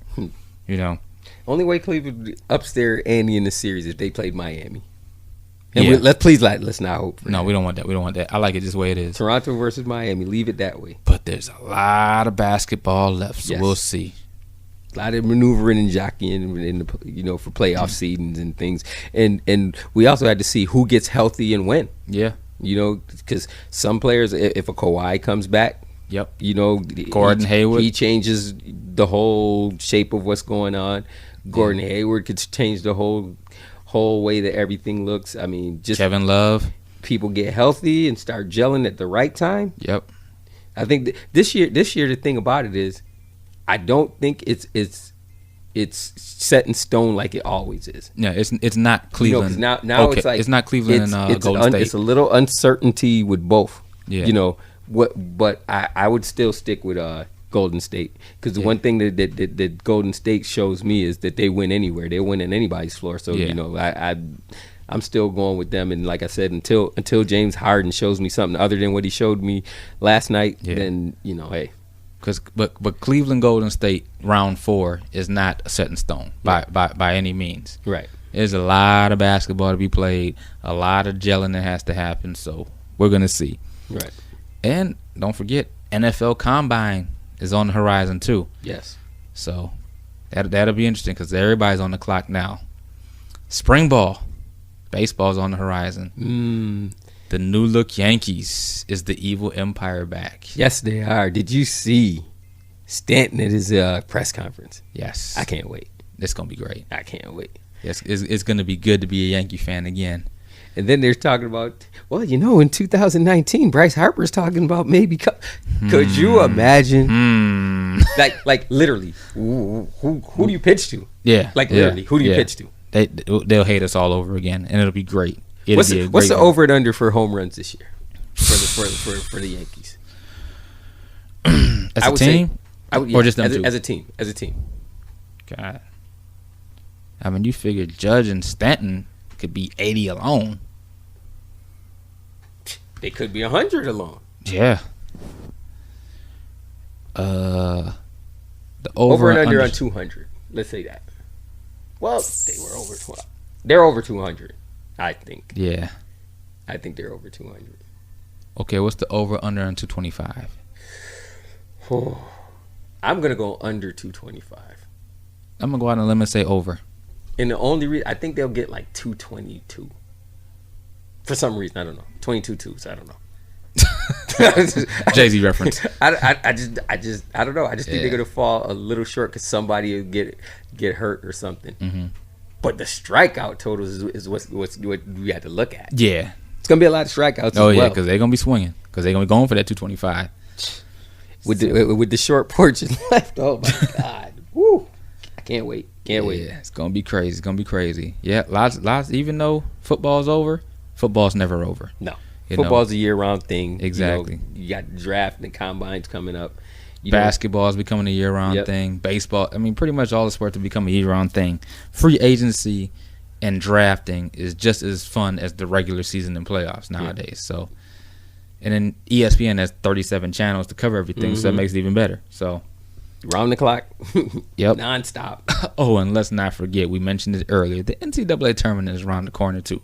Men's and women's, so it'll be interesting. I already put my days in for that one. I already told them I'm not coming. Yeah, we just got this new Thursday TV at the job, so I'm going to have the 4 panels up, so I'm just going to stay there. I'll be good. Yeah, no track practice that weekend. It's a wrap. Don't say that too loud.